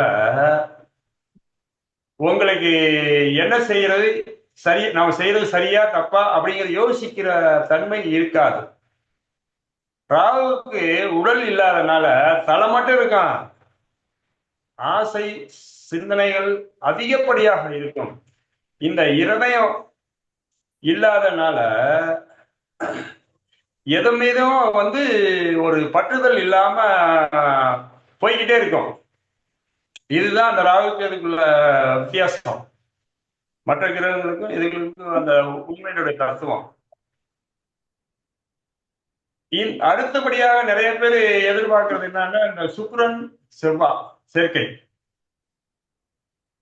எடுத்தன ஒரு ஜாதகத்துல செவ்வாய் சுக்கிரன் சேர்க்கை இருக்கிறவங்க முரண்பாடான பழக்க வழக்கம் இருக்கும்னு நீங்க முடிவு பண்ணக்கூடாது. அதுக்கு சில விதிமுறைகள்லாம் இருக்கு. செவ்வாய் தோஷத்துக்கு எப்படி சில விதிமுறைகள், அந்த ராசியினுடைய தன்மைகள்லாம் நாம எப்படி நிர்ணயம் பண்றோமோ அதே போன்றுதான் இந்த சுக்கிரன் செவ்வாயினுடைய சேர்க்கைக்கு ஏற்ப ஆண் பெண் ஜாதகங்களுக்கு ஏற்ப முடிவு செய்ய வேண்டும். ஏன்னா சுக்கிரன் ஒரு பெண் தன்மை உள்ள ரசனை உள்ள நபர், செவ்வாய் ஆண் தன்மை உள்ளவர், ரசனை இல்லாத நபர். அதாவது அந்த முரட்டு சுபாவம் உள்ளவர் அப்படிங்கிறது ஆணுடைய ஆதிக்கம். பெண்ணுடைய ஆதிக்கம் ரசனையோட அந்த ஈடுபாடோட ஒரு அன்பு அரவணைப்பு அந்த ஈடுபாடு உள்ள நபர் சுக்கிரன். இப்ப இவங்க ரெண்டு பேரும் சேரும்போது முரண்பாடுகளை உருவாக்குகிறார். நீங்க இன்னொரு சமயம் வந்து நாங்க கிரக உறவுகளை பத்தி நான் உங்களுக்கு வாய்ப்பு இருக்கும்போது நான் சொல்லித்தரேன். அந்த கிரக உறவுகளை மட்டும் நீங்க படிச்சுக்கிட்டீங்கன்னா போதும், தெளிவா நீங்க பலன் எடுத்துடலாம். இந்த கிரகம் அந்த தன்னுடைய இயல்புகளுக்கு ஏற்ப இவர்களுடைய முரண்பாடு தன்மை அதிகப்படும். அப்ப எங்க அதிகப்படும் ஒரு கணக்கு இருக்கு. இப்ப செவ்வாய் வீடான மேசத்தில் செவ்வாய் சுக்கிரன் இருக்கு அப்படின்னா இவங்களுக்கு முரண்பாடான அந்த உணர்வு ரீதியான அதிகப்படியாகும். சுக்கிரன் வீடான ரிஷபத்தில் இருந்தாலும் அதிகப்படியான உணர்வு தன்மை அதிகமாகும். அதே போல மிதுனத்தில் இருந்தாலும் அந்த உணர்வு ரீதியான அந்த தன்மை அதிகமாகும். அடுத்து பாத்தீங்கன்னா உங்களுக்கு துலாம் வீடு மட்டுமே. துலாம் வீட்டில் அந்த செவ்வாய் சுக்கிரன் இருந்தால் உணர்வு ரீதியான ஆண் பெண் ஜாதகத்தில் இருந்தால் உணர்வு ரீதியான அந்த உணர்வு தாக்கம் அதிகமாக இருக்கும். அடுத்து மகர ராசியிலும் கும்பராசி, மகர ராசியிலும் மீன ராசியிலும் இருந்தால் செவ்வாய் சுக்கிரனுடைய ஆதிக்கம் அந்த உணர்வு ரீதியான தடுமாற்றங்களை உருவாக்கும். இதுல விடுபட்ட ராசி பாருங்க, கடகம், சிம்மம், கன்னி, விருச்சகம், கும்பம். இப்ப இந்த ராசிகள்ல செவ்வாய் சுக்கிரன் சேர்க்கை இருந்தா முரண்பாடான பழக்க வழக்கங்கள் இருக்காது. நீங்க ஆய்வு பண்ணி பாருங்க. ஒரு ஆணுடைய ஜாதகத்திலேயோ பெண்ணுடைய ஜாதகத்திலேயோ 7ஆம் வீடு கடக வீடாக வந்து 7ஆம் வீட்டில் செவ்வாய் சுக்கிரன் சேர்க்கை இருக்கு அப்படின்னா அவங்களுக்கு முரண்பாடான தன்மை இருக்காது. ஒரு ஆண் பெண் தன்மை அதிகம் உள்ள நபர், அன்பு அரவணைக்கு இயங்கக்கூடிய நபர், சம்பாதிப்பதற்கு முக்கியத்துவம் கொடுக்க மாட்டார். ஒரு பெண்ணுடைய ஜாதகம் விருச்சகம் 7ஆம் வீடாக வந்து அங்கே செவ்வாய் சுக்கிரன் சேர்க்கை இருக்கும் போது முரண்பாடுகள், அந்த பெண் ஜாதகி ஒழுக்கமானவராக இருப்பார். நீங்கள் எடுத்த உடனே பார்த்தோன்னா செவ்வாய் சுக்கிரன் சேர்க்கை இருக்குப்பா, சரியில்லைப்பா அப்படிங்கிற முடிவை செய்யக்கூடாது. கடகம், சிம்மம், கன்னி, விருச்சகம், கும்பம் இந்த ராசிகள் செவ்வாய் சுக்கிரன் இருக்கிறது என்றால் அவர்களுடைய பழக்க வழக்கம் நல்ல ஒரு பழக்க வழக்கம் இருக்கும், கண்டிப்பாக இருக்கும். அந்த உறவு ரீதியாக சில முரண்பாடுகளிலும் அவர்கள் குறைவாக இருக்கும். நான் நிறைய ஜாதகங்கள்ல இது போன்ற ஜாதகங்களை திருமணப்படுத்தும் பார்க்கும்போது நான் கவனித்து இது போன்ற ஜாதகங்களுக்கு முக்கியத்துவம் கொடுத்து நான் இன்னைக்கு நிறைய பேர் நான் நல்ல ஒரு சிறப்பான சூழ்நிலையில் வாழ்ந்து கொண்டிருக்கிறார்கள். ஆகையால இந்த செவ்வாய் சுக்கிரன் சேர்க்கையை நீங்க முக்கியத்துவம் கொடுத்து நீங்க பண்ணிக்கலாம். சார் இப்ப என்னன்னா, இப்ப நம்ம இந்த திருமணம் சம்பந்தப்பட்ட கொஸ்டின்ஸும் சரி, இப்ப நீங்க பேசின கருத்துக்கள் எல்லாம் சரி, நம்மளோட இருக்கக்கூடிய நேயர்கள் இப்ப உள்ள நம்ம ஜோதிடர்களும் உள்ள இருக்கிறாங்க, ஜோதிடம் அல்லாதவர்களும் உள்ள இருக்கிறாங்க. அவர்களுடைய கேள்வி பதில் நேரமா இது பண்ணிட்டோம் அப்படின்னா இப்ப அவர்களுடைய ஜாதக ரீதியாகவும் நிறைய விஷயங்கள் இங்க உங்ககிட்ட பகிர்ந்துக்கணும் அப்படின்னு இருக்கிறாங்க. அதனால அந்த கேள்வி பதில் நேரமா அதை எடுத்துக்கலாம். ஒரு 1/2 hour அது இருந்துச்சுன்னா அவங்களுக்கு ஒரு திருப்தி, அவங்களுக்கு ஒரு விடை கிடைக்கும், ஒரு அதனால அவங்க நிறைய பேரு நம்ம சொல்றது வந்து புது விஷயமா தெரியலாம். ஆமா, இது அனுபவத்துக்கு சரியா இருக்குமான்னு யோசிப்பாங்க. அவங்களோட ஜாத ரீதியாக நாம பார்த்துக்கலாம். அது கண்டிப்பா கண்டிப்பா. இப்ப இன்றைய கருத்தரங்குல வந்து கலந்துகிட்டக்கூடிய அன்பு நண்பர்கள், தோழிகள், சகோதர சகோதரிகள், இப்ப இன்றைய ஜோதிட கருத்துக்களான கலத்தர ஸ்தானமும் கலத்தரத்தினுடைய பாவகத்தை பத்தியும் கல்யாண யோகங்கிறத பத்தியும் தலைப்புல மிக சிறப்பான முறையில நமக்கு பதிவுல கொடுத்திருந்தாங்க. இப்ப இதுல ஏதாவது ஒரு கொஸ்டின்ஸ் இப்ப சார் நடத்தினதுல கேட்டுட்டு அவுட் ஆஃப் கொஸ்டினோ வேற ஏதாவது கேட்கணும் அப்படின்னாலும் கேட்டுக்கலாம், ஒன்றும் பிரச்சனை கிடையாது. ஒரு ½ கேள்வி பதில் நேரமா நம்ம வச்சிருக்கிறோம். அப்படிங்கிறப்ப உங்களுக்கு ஏதாவது திருமணம் சம்பந்தப்பட்ட கேள்விகள் இருந்தது அப்படின்னா ஜென்ரலா இருந்துச்சு. ஏன்னா இப்ப நம்ம சொல்லக்கூடியது பாத்தீங்கன்னா ஜாதகம் பார்க்காம பொதுவா இருக்கக்கூடிய விஷயங்களை தான் நம்ம சொல்ல போறோங்க. ஓகேங்களா? இன்னும் ஜாதகம் பார்த்து, ஏன்னா ஒரு கலத்திர ஸ்தானம் அப்படின்னா கலத்திர ஸ்தானாதிபதி, லக்ன பாவகம், லக்னாதிபதி எங்க இருக்கிறாரு, அவரோட சேர்ந்தவர்கள் யாரு, அந்த பாவகத்தை யார் யார் பார்த்திருக்கிறாங்க, அது மட்டும் இல்லாம கிரக சேர்க்கையினுடைய பலன்கள், இது எல்லாமே ஆராய்ச்சி பண்ணி தான் நம்ம வந்து முழு பலன்கள் இருக்கணும். இருந்தாலும் இப்ப நம்மளோட இதுல வந்து ஒரு சில கொஸ்டின்ஸ் நமக்கு இருக்கும். அதை வந்து தெளிவுபடுத்திக்கிறதுக்காக இப்ப கேள்வி பதில் நேரம். உங்களுடைய கேள்விகளை நீங்க ஒவ்வொருத்தரா கேட்கலாம். ஒவ்வொருத்தரும் மியூட்டை எடுத்துட்டு ஒவ்வொரு கொஸ்டின் ஒருத்தர் பேச ஆரம்பிச்சிட்டாங்கன்னா ஒருத்தர் இதை பண்ணுங்க, ஹேண்ட் ரைஸ் பண்ணுங்க. அடுத்தடுத்ததுன்னு அப்படியே நம்ம இது பண்ணிக்கலாம். சரிங்களா? ஓகே, கேள்விகள் கேட்கலாம். ஐயா வணக்கம் ஐயா. கோவில இருந்து ஜெயந்தி கேக்குறீங்கய்யா. இப்ப 7ஆம் அதிபதி சனியாக இருந்து அவர் வக்ரம் பெற்று இருந்தாங்கன்னா என்ன மாதிரி பலன் மாறுமாங்களா ஐயா? வக்ரம் பெற்ற கிரகங்கள் 7ல நின்னாங்கன்னா அது எப்படிங்கய்யா எடுக்கிறது, பலன் எடுக்கிறது?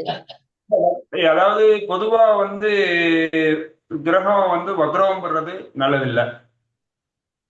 இப்ப என்னன்னா 7ஆம் அதிபதி வக்ரம் பற்றி 7ல இருக்காரு அப்படின்னா அந்த இயற்கைக்கு முரணான ஒரு நமக்கு ஒரு அந்நியமான துணைவர், நம்மளுடைய எண்ணங்களுக்கு ஏற்ப துணைவர் அமைவதற்கான வாய்ப்பு குறைவு.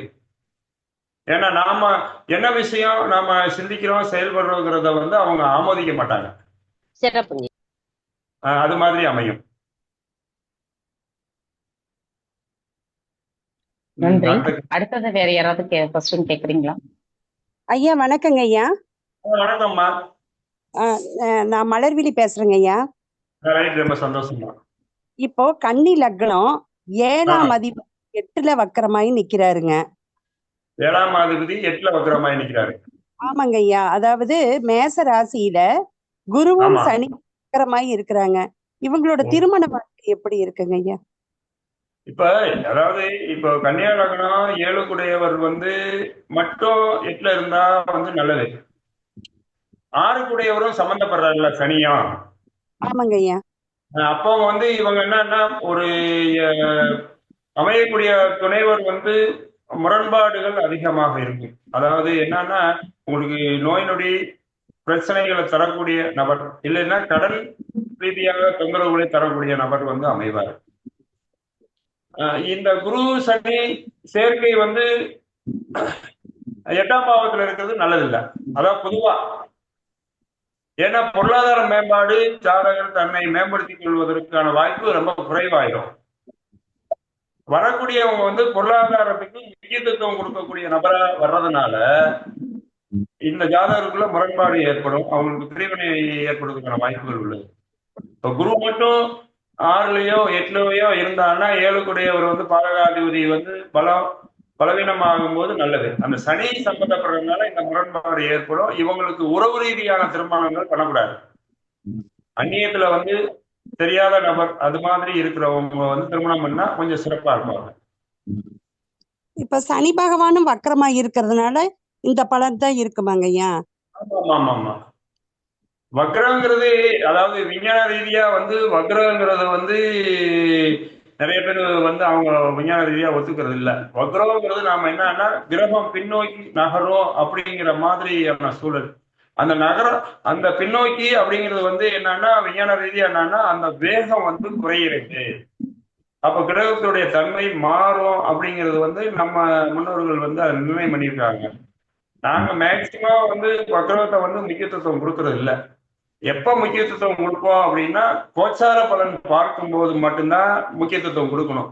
கடந்த கால ஜாதகத்துல அதிகபட்சமான கிரகங்கள் வக்ரகம் இருக்கு அப்படின்னா அந்த ஜாதகர் வந்து ஒரு சம்பாதிக்கிறதுக்கு முக்கியத்துவம் கொடுக்க மாட்டார், உறவு ரீதியாகவும் முக்கியத்துவம் கொடுக்க மாட்டார்.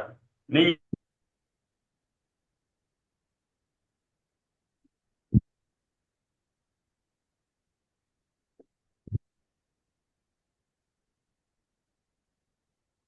என்னாச்சுங்க, ஸ்ட்ரக் ஆயிருச்சு போல இருக்கு.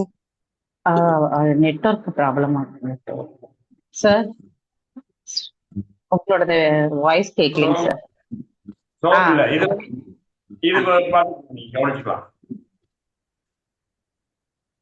ஓகேங்க சார், ரொம்ப நன்றிங்க. Okay okay, thank you sir, thank you. ரொம்ப நன்றிங்க. கணேஷ் சார், நீங்க ஹேண்ட் ரைஸ் பண்ணிருக்கிறீங்க, மியூட் எடுத்துட்டு பேசுங்க. வணக்கம் ஐயா. இவங்க கேட்டது ஒரு துணை கேள்விதான். இப்ப நீங்க இந்த உபய லக்னமான கன்னிக்கு 7ஆம் அதிபதி பாதகாதிபதியா வர்றாரு குரு. அவர் 6ல மறையிறது நல்லதுன்னு சொல்றீங்க. ஆனா திருமண வாழ்க்கைக்கு கொஞ்சம் நல்லா இருக்காதுன்னு சொல்ல வர்றீங்க, கரெக்டுங்களா ஐயா? இல்ல, திருமண வாழ்க்கைக்கு குரு மட்டும் வந்து அப்படி அந்த மாதிரி இருந்தா நல்லது. இப்ப மற்ற 8ஆம் அதிபதியோ இல்ல 12ஆம் அதிபதியோ சம்பந்தம் இருக்கக்கூடாது குருவுக்கு. அவங்க ஓகே, இங்க சம்பந்தம்ன்றது பார்வை இருந்தாலும் இப்ப சனி பகவான் ஒருவேளை 12ல இருந்து சனிபகவானுடைய பார்வை சம்பந்தங்கிறது வந்து பார்வை அந்த 1, 5, 9 அப்படிங்கிறது 3, 7, 11ங்கிறது நம்ம, அதாவது 3, 11, 1, 5, 9 வந்து அந்த இணைவு திரிகோணம். ஒரு கிரகம் இருக்கிற வீட்டுல இருந்து 1, 5, 9ஆக இருந்தாலும் அது இணைவு தான், 3, 11ஆக இருந்தாலும் இணைவு தான். அது மாதிரி இருக்கக்கூடாது. ஓகே, இப்ப சமசப்தமா பாத்துக்கிறாங்கன்னாலும் அதுவும் வந்து பாதகம் தான். பாதகம் தான். Okay okay. சோ வந்து இப்ப திருமண வாழ்க்கை வந்து அவ்வளவு சுகமா இருக்காதுன்னு சொல்ல வர்றீங்க. சுகமா இருக்காது. நம்ம திருமண பொருத்தம் பார்க்கும்போது அந்த இடத்துல வந்து சுக்கிரன் இருக்கிற மாதிரியோ அல்லது மறுபடியும் அங்கே குரு இருக்கிற மாதிரியோ இருந்தா கூட அவங்களுக்கு வந்து சிறப்பு இருக்கும். இல்ல அதுக்கு திரிகோணம் 1, 5, 9 அல்லது 3, 11 இந்த வீடுகள்ல வந்து குரு இருக்கிற மாதிரி இருந்தா சிறப்பா இருக்கும். அதாவது 6ல இருக்க குருவுக்கு 5, 9, 3, 11 எந்த கிரகத்துக்கு பாக்குறோமோ அந்த கிரகத்துக்கு தான் நம்ம கனெக்ட் பண்ணணும். Okay okay okay okay okay. So but ஆனா இதுக்கு வந்து இப்போ 6ல மறையறதுக்கும் 8ல மறையறதுக்கும் ஏதாவது பரிகாரம் மாதிரி இருந்தா எதுவும் எதாவது இருக்குதுங்களா ஐயா? பரிகாரங்கிறது வந்து நம்ம பூஜை புனஸ்காரம் வந்து சப்போர்ட் பண்ணாது. ஓகே, இந்த சூழ்நிலைக்கு ஏற்ப நமக்கு எப்படி நம்மளுடைய குணநலங்கள் எப்படி இருக்கு, நம்ம வரக்கூடிய நபரோட குணநலங்கள் எப்படி இருக்கு தெரிஞ்சுக்கிட்டு அதுக்கு தகுந்த மாதிரி இவங்க சில பழக்க வழக்கங்களை மாத்திக்கணும், அவ்வளவுதான். ஓகே, புரிதல் தான், புரிஞ்சு நடந்துகிறது தான்.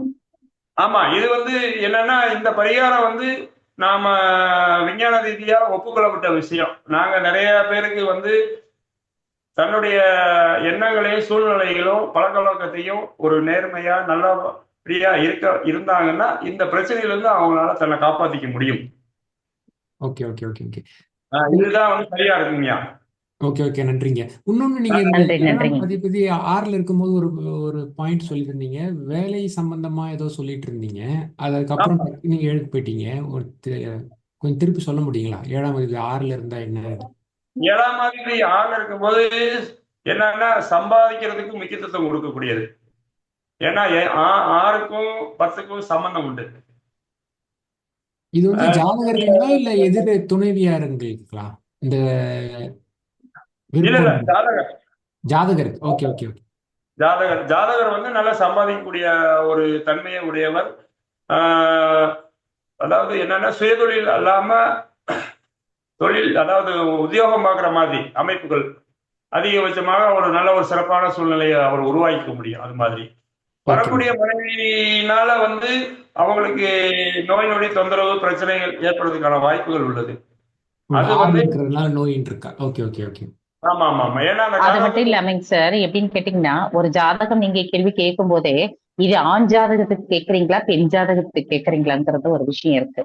ஏன்னா ஆண் ஜாதகத்துக்கும் பெண் ஜாதகத்துக்கும் பலன்கள் வந்து மாறுபடும். அதே கிரக அமைப்புகளும் தான், அதே பாவகங்கள் தான், ஆனா வந்து அதனுடைய பலன்கள் வந்து மாறுபடும்.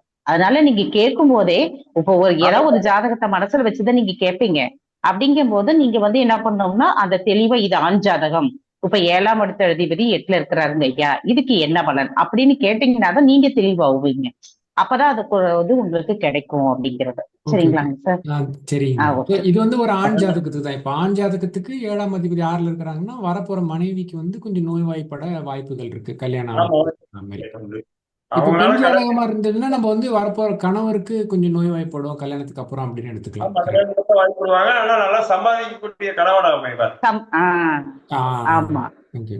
சோ அப்ப இங்க ஆண் ஜாதகம் வேலைக்கு போற பார்க்கும்போது மனைவியாவும் மனைவியும் இருப்பாங்க. சம்பாதிக்கலாம் சார் அப்படின்ற வந்து ஒரு சொன்னது ஒரு சில விஷயங்கள் என்னன்னு கேட்டீங்கன்னா, இப்ப இந்த 7ஆம் இடத்தோட அதிபதி 8ஆம் இடத்துல இருக்கிறாரு, அப்ப குருவும் சனி பகவானும் சேர்ந்து இருக்குது. அது வந்து வாழ்க்கையில வந்து ஒரு சில எதிர்பார்ப்புகள் நிறைவேற்ற முடியாதுன்னு சொன்னாரு இல்லைங்களா? அது எப்படி அப்படின்னு கேட்டீங்கன்னா, இப்ப நான் வந்து நினைக்கிறேன் என் கணவர் வந்து இது அஜித் மாதிரி இருக்கணும், இது விஜய் மாதிரி இருக்கணும்னு எனக்கு ஒரு ஆசை இருக்கு. ஆனா எனக்கு வர்றது பாத்தீங்கன்னா நான் எதிர்பார்த்த மாதிரி இல்லாம வேற மாதிரி மாறி இருக்குது அப்படிங்கும் போது அந்த இடத்துல என்ன ஆகுது, எதிர்பார்ப்புகள் ஏமாற்றங்கள் அடையுது இல்லைங்களா? அது மாதிரி அதே மாதிரி அந்த பொண்ணா இருந்துச்சுன்னா அந்த பொண்ணுடைய ஆசைகள் எண்ணங்கள், என் கணவர் என்னை வந்து இப்படி எல்லாம் பாத்துக்கணும், இப்படி நம்மள வந்து ஒரு ட்ரெஸ் எடுத்து கொடுக்கணும், இப்படி எல்லாம் நம்மளை வெளியில கூட்டிட்டு போகணும், ஒரு ஆசைகள், அவர்களுடைய ஆசைகள் எதிர்பார்ப்புகள் அந்த இடத்துல பூர்த்தி அடையாது. அப்படிங்கிறப்ப என்ன ஆகும், 2 பேத்துக்குள்ள அது ஒரு கான்ட்ரவர்ஷன் இருக்கும். ஆனா லைஃப் போய்கிட்டு தான் இருக்கும். ஆனா மனம் ஒத்து ரொம்ப சந்தோஷமா இருப்பாங்களாங்கிறது இருக்காது. வெளி உலகத்துக்கு கணவன் மனைவியா இருப்பாங்க. ஆனா வந்து பார்த்தோம் அப்படின்னா அவங்களுக்குள்ள ஒரு அண்டர்ஸ்டாண்டிங் இருக்காது. ஏதோ ஒண்ணு லைஃப் போய்கிட்டே இருக்கும், அவ்வளவுதானே தவிர அதுவும் ஆண் ஜாதகம்னா இன்னும் வேற சில ஜாதக அமைப்பு, கிரக அமைப்புகள்லாம் வச்சு இன்னும் வேற சில விஷயங்கள் நம்ம சொல்லலாம். இப்ப இது மாதிரி இப்படி எல்லாம் இருக்குது அப்படிங்கிறது ஒரு ஜென்ரலான ஒரு விதிகளை வந்து சார்ப சொன்னாரு. சரிங்களா? ஸோ ஆண் ஜாதகமா இருந்தாலும் பெண் ஜாதகமா இருந்தாலும் 7ஆம் அதிபதி 6ல இருக்கும்போது வரப்புற துணைவி வந்து வேலை செய்கிறவங்களாவும் இருக்கலாம். அதே நேரத்துல கல்யாணத்துக்கு அப்புறம் நோய்வாயும் படுறது வாய்ப்புகள் அதிகம். சார் ஒரு விஷயம் நல்லா தெரிஞ்சுக்கோங்க. 7ஆம் அதிபதி 6ஆம் இடத்துல இருந்தாருன்னா அவர் யாருடைய சாரம் வாங்கியிருக்கிறாரு, எத்தனாதிபதியோடைய சாரத்துல நிக்கிறாரு அப்படிங்கிறது ஒரு விஷயம் இருக்குது. அதையும் எடுத்து அந்த சார அதிபதி எந்தெந்த ஸ்தானத்துக்கு அதிபதியா இருக்கிறாரு, அவர் எங்க நிக்கிறாரு அப்படிங்கிறது இருக்கு. இதெல்லாம் வச்சுதான் துல்லியமா இப்படிதான் இருக்கும். எடுத்த உடனேயும் 7ஆம் இடத்துல 6ல இருந்தா நோயாளியான பொண்டாட்டி வருவாங்க அப்படிங்கறத சொல்லிட்டோம்னா பொண்ணு பார்க்க யாருக்குமே இதாகாது. உடனே ஐயோ நோயாளியா, யாருக்குமே நோய் வராம இல்ல. உங்களுக்கு எனக்கும் ஒரு வருஷத்துல 4 தடவை நச்சோம் இல்ல 6 தடவை நச்சா ஹாஸ்பிட்டல் போவோம், ஒரு வாரம் சேர்ந்து எழுந்திரிச்சுதான் ரிட்டர்ன் வருவோம். ஓகேங்களா? அது ஒரு பெரிய விஷயம் கிடையாது. ஆனா என்னன்னு கேட்டீங்கன்னா இது மாதிரி சின்ன சின்ன விஷயங்கள் வந்து கொஞ்சம் ட்ரீட்மெண்டால சரியாகக்கூடிய ஒரு விஷயங்கள் இருக்குது. அது எப்ப வரும், எந்த காலகட்டங்கள் இருக்கோ அது மாதிரியானது அப்படின்லாம் இருக்குது. தசாபுத்தி காலங்கள் இது மாதிரிலாம் இருக்குது. கோச்சாரமும் அது ஒண்ணு சேரும் போது இது மாதிரி விஷயங்கள்லாம் இருக்குது. நாம இதை ஒரு பாயிண்ட மட்டுமே வச்சு ஒரு ஜாதகத்தை நிராகரிக்க கூடாது. அடுத்தது அதை வச்சுக்கிட்டே நாம வந்து இது ஏன்னா நீங்க ஜோதிடர்களா நீங்க இருக்கிறீங்க, ஒரு ஜாதகம் வருதுன்னா இது நோயாளியான பொண்ணுப்பா, இது நோயாளியான பையன் அப்படின்னு சொல்லிட்டீங்கன்னா லைஃபே ஸ்பாயில் ஆயிடும். ஓகேங்களா? அதனால அது மாதிரி முக்கியமான என்ன விஷயங்கள்னு பார்க்கணும். சார் சொல்லுங்க சார். எப்பயுமே வந்து நம்ம ஜாதகருக்கு வந்து பாசிட்டிவா தான் பலன் சொல்லணும். நெகட்டிவா வந்து அவங்கள எப்பயுமே பண்ணக்கூடாது. அவங்களுக்கு பிரச்சனை இருந்தாலும் இந்த பிரச்சனை இது மாதிரி இருக்கு, நீங்க வந்து முயற்சி பண்ணி இந்த பிரச்சனையில இருந்து உங்களை காப்பாத்திக்க முடியும். இதுக்கான கிரக நிலைகள் என்னன்னா, உங்களுக்கு லக்னாதிபதியை வந்து குரு பார்த்தாலோ, சந்திரனை குரு பார்த்தாலோ, லக்னத்தை குரு பார்த்தாலோ, அல்லது இந்த சந்திரன் நின்ற வீட்டு ஆதிபதியை குரு பார்த்தாலோ அந்த வாழ்க்கையில் அவங்க வந்து சிறப்பான ஒரு சூழ்நிலையை அனுபவிக்க முடியும். அவங்க செய்யக்கூடிய செய்கைகள் வந்து வாழ்க்கையில வெற்றி அடைய முடியும். நாம இதெல்லாம் கவனிக்கணும். இது மாதிரி சின்ன சின்ன விஷயங்கள் வந்து உங்களுக்கு நிறைய இருக்கு. பரமேஸ்வரன் சார், நீங்க நன்றி ஐயா. Okay, thank you sir. தேங்க்யூ ஐயா. வணக்கம். வணக்கம். நான் திண்டுக்கல் பக்கம் அய்யலூர்ல இருந்து பேசுறேன். 1 மணி நேரம் அருமையான நல்ல விளக்கங்கள் திருமண பாவம் சம்பந்தமா கொடுத்தீங்க, புரியும்படி இருந்தது. எனக்குரிய சந்தேகம் என்னன்னா, 7ஆம் பாவத்தில் புதன் இருந்தால் திருமண வாழ்க்கையில் கொஞ்சம் பிரச்சனை சந்திப்பாங்க, ஆனா படித்த மனைவியா வருவாங்கன்னு சொல்றீங்க. அந்த வீடு கொடுத்த கிரகம், குரு பார்வை, இதெல்லாம் வச்சு கொஞ்சம் பலனை மாற்றி எடுக்கலாங்க. இப்ப உதாரணமா ரிஷப லக்னம் 2-5 கூடிய புதன் 7ல இருக்காரு. வீடு கொடுத்த செவ்வாய் சிம்மத்துல ராகுவோடு கூடி இருக்காரு. சரி சரிங்க. அந்த 7ஆம் அதிபதிய 10ல குரு 10 ரிஷபத்துக்கு 10ல இருக்கக்கூடிய குரு பாக்குறாரு. அப்ப வந்து உங்களுக்கு தன்மைகள் பலன்கள் வந்து மாறுபடும். பலன்கள் மாறுபடும். ஏன்னா அதாவது நாங்க சொல்லக்கூடியது வந்து பொதுவான ஒரு விஷயம்.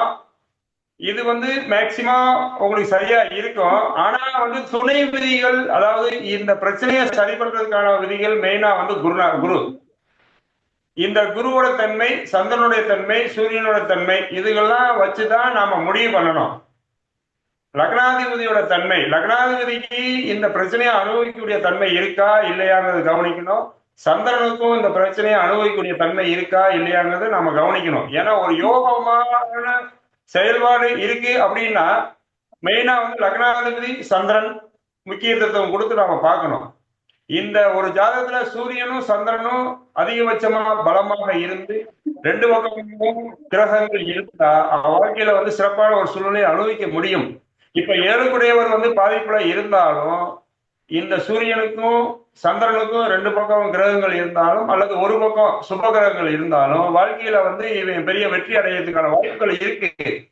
நம்ம மனைவியினால உங்களுக்கு பிரச்சனை இல்ல துணைவரானால பிரச்சனை வந்துடும் அப்படின்னு இருந்தாலும் ஒரு பக்க ரீதியாக இவன் ஜெயிச்சிட முடியும். அப்படிங்கும் போது திருமண வாழ்க்கையில பிரச்சனை இல்லாம சூழ்நிலையை அவங்க மாத்திக்க முடியும். நாம ஒரு ஜாதகத்தை கவனிக்கும் போது மற்ற விஷயங்களும் நமக்கு நிறைய விஷயங்கள் கவனிக்க வேண்டிய தன்மைகள் இருக்கு. ஆமாங்க. ரிஷபத்துக்கு 7 செவ்வாய் சிம்மத்துல என்ன லக்னம் சார் நீங்க சொல்லக்கூடிய ஜாதகத்துக்கு? என்ன லக்னம்? ரிஷப லக்னம். ரிஷப லக்னம். ஆண் ஜாதகமா பெண் ஜாதகமா சார்? ஆண் ஜாதகம். ஓகே. ரிஷப லக்னத்துக்கு. ஓகேங்க சார். ஆமா, செவ்வாய் வந்து சிம்மத்துல உட்காந்து 4ஆம் பார்வையா புதனை பாக்குறாரு. புதன் 7ல இருக்காரு. அப்ப புதன் செவ்வாய் சேர்த்து எடுத்துக்கலாமா? இல்ல, இது வந்து பார்வை மட்டும்தான், சேர்க்கைக்கு நம்ம கனெக்ட் பண்ண முடியாது. பார்வைதான். பார்வைக்கு தான். ஓகே. அப்படி இருக்கிறது பாதிப்பு தருமா நல்ல வெற்றியை தருமான்னு? இது வந்து உங்களுக்கு ரிஷப லக்னமா இருந்து அந்த புதன் வந்து 7ல இருக்கிறது வந்து விருச்சக வீட்டுல இருக்கிறாரு. அந்த வீட்டினுடைய ஆதிபதி பாக்குறதுனால இந்த ஜாதகருக்கு வந்து ஒரு நல்ல சூழ்நிலையை உருவாக்கக்கூடிய சம்பாதிக்கக்கூடிய ஒரு துணை அமையும். சந்தோஷம். சார் ஒண்ணு இல்லைங்க சார். ரிஷப லக்னங்கிறப்ப 2ஆம் இடத்தோடைய அதிபதி பாத்தீங்கன்னா அவர் வந்து 7ல உட்கார்ந்து இருக்கிறாரு இல்லைங்களா? தனஸ்தானாதிபதி 7ல. மனைவியால அவருக்கு வருமானம் வரும், ஒரு விஷயம். இன்னொன்னு பார்த்தோம் அப்படின்னா புத்திசாலியா இருப்பாங்க. எந்த ஒரு விஷயம் கணக்கு வழக்கு இதுல எல்லாம் கரெக்டா இருப்பாங்க. எதாவது பாயிண்ட் போயிட்டு கேட்பாங்க. அது ஜாதகருக்கு பிடிக்காது. என்ன என்னையவே கேள்வி கேட்கறியா அப்படிங்கிற மாதிரி இருக்கும். புதன் வந்து நல்லா வியாக்கியானம் பேசும். ஓகேங்களா? அது மாதிரி இருக்கும். அது சிம்ம வீட்டுல போய் கலத்திர ஸ்தானாதிபதி உட்கார்றப்ப கராரா இருப்பாங்க. ஒரு வீட்டுல வந்து ஆண் செய்ய வேண்டிய வேலையை பெண் செய்வாங்க. அந்த குடும்ப தலைவரா இருந்து குடும்பத்திலே வழி நடத்தக்கூடிய தன்மை அவங்க கிட்ட இருக்குது. ஓகேங்களா? என்ன செவ்வாய் வந்து திருப்பி புதன் அந்த 7ஆம் இடத்துல இருக்கக்கூடிய புதனை பாக்குறதுனால ஒரு சில நேரங்கள்ல அவங்களுக்கு ஞாபக மறதி வரும்.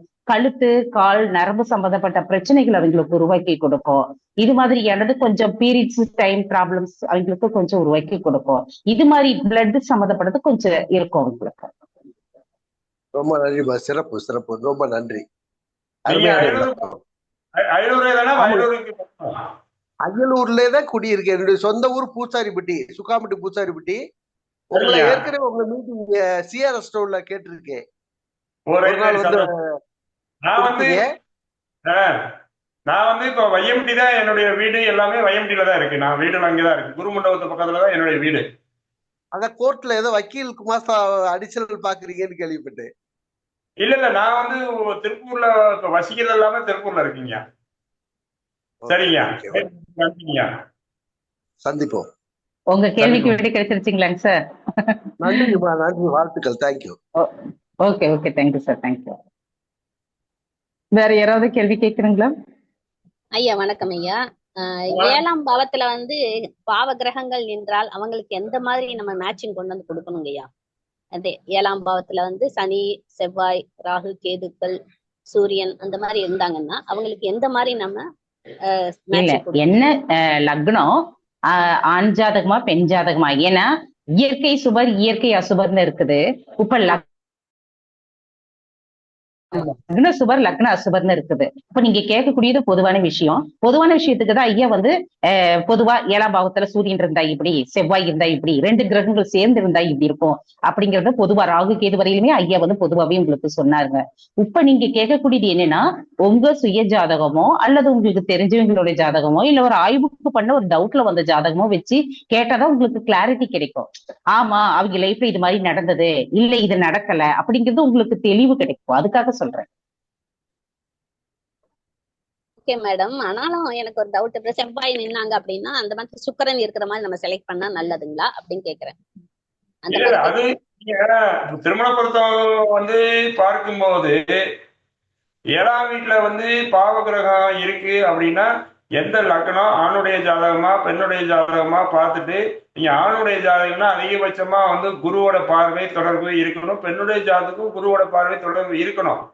ஆனா இருந்தாலும் இந்த 7ஆம் வீடு ஆண் ராசியா பெண் ராசியாங்கிறது நாம ஆலோசிச்சுதான் அதை முடிவு பண்ண முடியும். ஏன்னா அதற்கு திரிகோணங்கள்ல 1, 5, 9ல அல்லது 3 சுபகிரகம் இருக்கணும். அந்த 7ஆம் வீட்டுக்கு சுபகிரகம் 7ஆம் வீட்டுக்கு வந்து 3, 11, 5, 9 இந்த வீடுகள்ல வந்து சுபகிரகம் இருந்தா திருமண வாழ்க்கை சிறப்பா இருக்கும். நன்றி இல்லையா, இந்த மாதிரி தான் கேட்டீங்க, இதுக்குதான் கேட்டேன். அது மாதிரி தேங்க்யூ.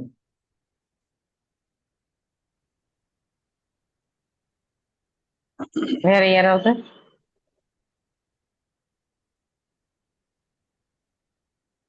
வேற யாராவது கேட்கணுங்களா?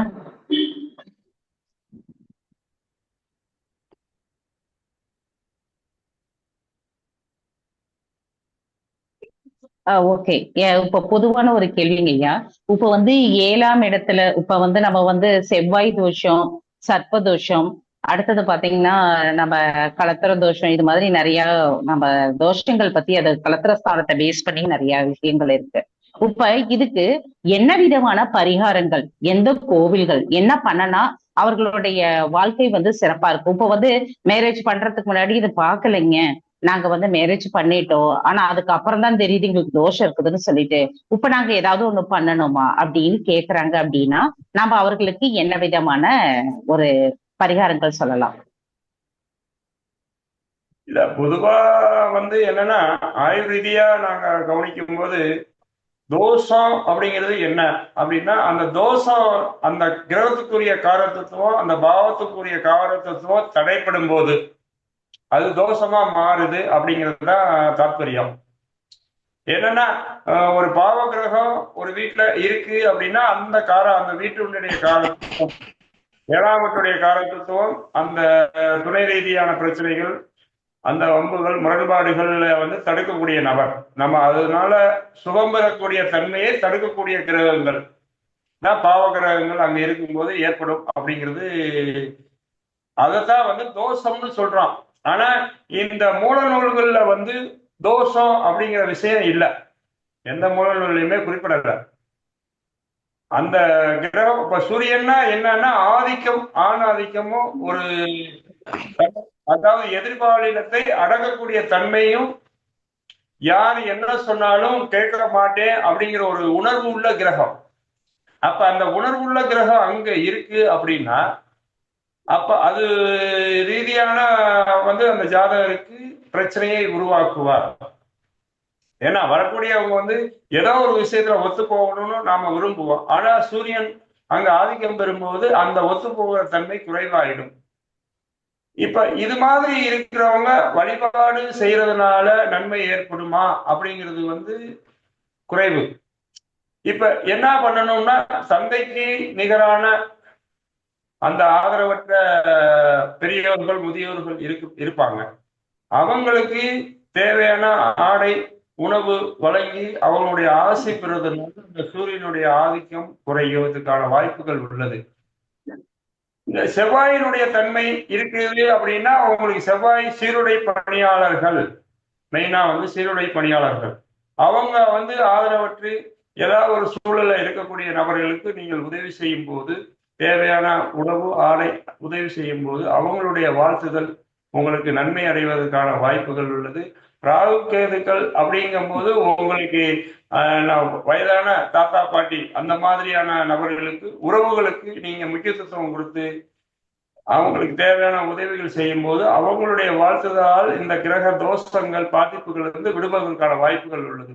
சனி அப்படிங்கும் போது உங்களுக்கு சனியோட தன்மைகள், அந்த தொழிலாளர்கள் பணியாளர்கள் அந்த கீழ்நிலை தொழிலாளர்களுக்கு வந்து தேவையான வசதி வாய்ப்புகள், உணவுகள், உடைகள், நீங்க புதிய ஆடை ஆபரணங்கள் இது மாதிரி நீங்க வாங்கி கொடுத்தீங்கன்னா கண்டிப்பா வந்து இது உங்களுக்கு ஒரு நல்ல ஒரு வாழ்த்துதல் ஏற்படும். சனி செவ்வாய் சேர்ந்திருக்கும் கூடிய தன்மை உள்ள ஜாதகர்கள் கண்டிப்பாக மனநலம் பாதிக்கப்பட்ட நபர்களுக்கு சைவ விருந்து, ஆடை இதுகெல்லாம் கொடுத்து அவங்கள மகிழ்விக்கும் போது அந்த சனி செவ்வாயுடைய தாக்கம் குறையும். இப்படி சூரியன் செவ்வாய் சம்பந்தம் உள்ளவங்க முக்கியமா பெரியவர்களுக்கு நல்ல ஒரு சூழ்நிலையில் ஆதரவற்று இருக்கும் நபர்களுக்கு சப்போர்ட் செய்து அவங்களுக்கு தேவையான உணவுகள், உடைகள் வழங்கும் போது அந்த சூரியன் செவ்வாயுடைய ஆதிக்கம் வந்து அந்த ஜாதகருக்கு குறைவதற்கான வாய்ப்பை உருவாக்கும். ஏன்னா ஏன் இது மாதிரியான பரிகாரங்கள் நான் சொல்றேன் அப்படின்னா, இது எங்களுடைய அனுபவ ரீதியாக ஒப்புக்கொள்ள விட்ட விஷயங்கள். டெல்லியில ஒரு டாக்டர், எம்பிபிஎஸ் டாக்டர், பெரிய மருத்துவர், இன்னைக்கு ஹாஸ்பிட்டல் நடத்துறாரு. அவருடைய ஹாஸ்பிட்டல்ல அவருடைய வரக்கூடிய நோயாளிகளுடைய ஜாதகங்களை ஆய்வு செய்து அந்த சூழ்நிலைக்கு ஏற்ப அவர் இன்று மருத்துவம் செய்து வெற்றி அடைந்துள்ளார். அவருடைய அனுபவத்துல வந்து இது மாதிரியான விஷயங்கள் நிறைய குறிப்பிட்டுள்ளார். அவர்களுடைய நூல்ல வந்து குறிப்பிட்டிருக்காரு. இப்ப இது வந்து நாங்க நடைமுறையில நிறைய பேருக்கு கடைபிடித்து நிறைய பேருக்கு வந்து அதற்கான வழிமுறைகள்லாம் நாங்க நிறைய சொல்லிட்டு இருக்கோம். இது மாதிரி நிறைய விஷயங்கள் இருக்கு. இப்ப சனி கேது தொடர்பு உள்ளவர்கள் தினமும் நாம தெருவுல போகும்போது தெருவுல இருக்கிற நாய் பைரவருக்கு வந்து ஒரு இனிப்பு உணவு வழங்கும் போது அவங்களுக்கு தொழில் ரீதியான முடக்கடி பிரச்சனைகளை கண்டிப்பாக சரியாயிடும். நீங்க அனுபவத்துல நீங்க இது பாருங்க. இது மாதிரி பரிகாரங்கள் நான் சொல்றது என்னன்னா, நாங்க பக்கத்து வீட்டுக்காரே ஏத்த வீட்டுக்காரே என்னுடைய உறவினர்கள் வந்து துன்பப்படுத்திட்டு நம்ம ஆலய வழிபாடு செய்யறது, பூஜை புனஸ்காரம் செய்யறதுனால நன்மை கிடையாது. உறவுகளை நீங்கள் மேம்படுத்துங்கள். நம்ம சுற்றி இருக்கக்கூடிய உயிரினங்களுக்கும் மற்ற நபர்களுக்கும் ஒரு நல்ல மனிதனாக நாம வாழும் போது அவங்களுடைய வாழ்த்துதல் கண்டிப்பாக உங்களுடைய கிரக இயக்க செயல்பாடுகளை மாற்றும். இதுதான் அணு ரீதியான உண்மை. ஏன்னா இது கடந்த 30 ஆண்டுகளுக்கு மேலாக நாங்க இது மாதிரிதான் பண்றோம். என்னுடைய குருநாதர் சிலாலூட்டி தங்களையாவும் இன்னைக்கு அது மாதிரிதான் வந்து செயல்படுறார்கள். இறை வழிபாடு அப்படிங்கிறது நாம மனதை செம்மைப்படுத்துவதற்கு தான் நம்ம இறை வழிபாடை நம்ம பயன்படுத்த வேண்டும். நம்மளுடைய மனதை செம்மைப்படும் போது நம்மளுடைய உறவுகளுக்கு நாம முக்கியத்துவம் கொடுத்து மரியாதை கொடுக்க வேண்டும். நிறைய பேர் பாத்தீங்கன்னா நல்ல கடவுள் பக்தி இருக்கும், ஆனா உறவை யாரையும் மதிக்க மாட்டான். ரொம்ப வல்கரையா அது ஒரு கீழ்த்தரமான உறவுகளை வந்து மதிப்பாங்க, அவங்கள டீச் பண்ணுவாங்க. அது வந்து இறை வழிபாடு செய்யறதுனால புண்ணியம் கிடையாதுங்கிறது வந்து நாம உணரணும். இறை வழிபாடு வள்ளலார் சொல்ற மாதிரி பல்லுயிர் ஓம்புதல், அனைத்து உயிர்களுக்கு நாம முக்கியத்துவம் கொடுக்கணும். அது செடியாக இருந்தாலும் மரமாக இருந்தாலும் எந்த ஜீவராசியா இருந்தாலும் நாம் அதுக்கு முக்கியத்துவம் கொடுக்கும்போது அவர்களுடைய மனம் குளிரும் போது நம்மை வாழ்த்துவார்கள். பேர் வைக்கிறதும் அதுக்கு தாங்க, சும்மா வந்து பேரை வந்து வைக்கிறது இல்ல. நம்மளுடைய பேர் வந்து எல்லாருக்கும் ஈஸியா நல்லா கூப்பிடுற மாதிரி பேர் இருக்கும்போது எல்லாரும் அந்த முழு பேரை அழகா கூப்பிடுவாங்க. இன்றைக்கு பேர் வைக்கிறது பாத்தீங்கன்னா அந்த ஷார்ட்டா சுருக்கமா பெரியவங்க சின்னவங்க வந்து அதை கரெக்டா உச்சரிக்க முடியாத தன்மை ஏற்படும் போது அவங்களுடைய முரண்பாடுகள் அந்த ஜாதகத்துக்கு ஏற்படுது. நம்ம மந்திரம் சொல்ற மாதிரிதான் கடவுளுடைய மந்திரம் சொல்றதுக்கும் நம்மளுடைய பேரு நிறைய பேர் உச்சரிக்கிறதுக்கும் இதுதான் காரணம். அதனால நிறைய பேருக்கு பேரு ஒழுங்கான பேர் வைங்க, நல்லா உச்சரிக்கக்கூடிய பேர்களை வைங்க. கண்டிப்பாக வாழ்க்கையில் வெற்றி அடைய முடியும். சொல்லுங்கம்மா. வேற யாராவது கொஸ்டின் கேக்குறீங்களா? சார் வணக்கம் சார். வணக்கம். சொல்லுங்க. திருவாரூர் மாவட்டத்துல இருந்து பேசுறேன் சார். எனக்கு வந்து மிதுன லக்னம், லக்னாதிபதி 6ல விருச்சிகத்துல இருக்கு, 7ல வந்து குரு ராகு இருக்கு. என்ன சார் பலன் எனக்கு தெரிஞ்சு நான் ஆசைப்படுறேன் சார்.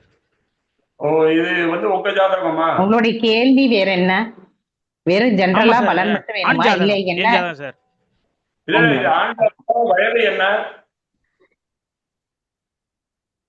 வயது வயசு வயசு வயது 53 சார். 53. Right right. 53 வயசு சார். 53. ஆமா சார். ஆமா. இப்ப இது என்னன்னா உங்களுக்கு ஆஹ், உங்களுடைய உறவு ரீதியா வந்து உங்களுக்கு குழந்தைகளோ உங்களுக்கு சப்போர்ட்டா வந்து இருக்கிறதுக்கான வாய்ப்பு வந்து ரொம்ப குறைவு. சரி சார். உங்களுடைய சுய சம்பாதியத்துல தான் இன்றைக்கு உங்களுடைய தரம் வந்து உயர்றதுக்கான வாய்ப்புகள் இருக்கு. அது மாதிரிதான் இருந்திருக்கும். சரி சார். சரி சார். அதனால நீங்க உறவுகளுக்கு முக்கியத்துவம் கொடுங்க. இரண்டாவது சரி சார். குருநாதனால அந்த முரண்பாடான எண்ணங்கள், செய்கைகள், பழக்க வழக்கங்கள் வந்து போதைப் பொருளுக்கு அடிமையாகிற தன்மைகள் இதெல்லாம் வந்து நீங்க இருக்கக்கூடாது. சரிங்க சார். சரி சார். இல்லாம இருந்துச்சுன்னா உங்க வாழ்க்கை வந்து சிறப்படைவதற்கான வாய்ப்புகள் உள்ளது. சரி சார். அந்த பழக்கம்லாம் இல்லை சார். சரி. அதனால வந்து கண்டிப்பா வந்து நல்ல ஒரு சூழ்நிலை வந்து உங்களுக்கு நல்லா இருக்கும். உங்களோட துணைவியார் வந்து உங்களுக்கு நிறைய பொருளாதாரம் வந்து சப்போர்ட்டா இருப்பாங்க. சரிங்க சார். சரி சார். சரி சார். அதனால வந்து நீங்க நம்பிக்கையான வந்து இருக்கலாம். சந்தேகங்கள் இது மாதிரி இல்லாம இருக்க பழகிக்கணும். சரிங்க சார். சரி சார். அந்த லக்னாதிபதி 6ல இருக்காங்களா சார்? புதன் 6ல இருக்கு சார். அதை நீ சொன்னீங்க ஆமா. கேது இருக்கிற இடத்துல. ஆமா. இல்ல கேது லக்னாதிபதி 6ல இருந்தாலும் உங்களுக்கு லக்னத்தை வந்து குரு பாக்குறாருல்ல. பாக்குறாரு. ஆமா சார். லக்னத்துல கேது இருக்காரு.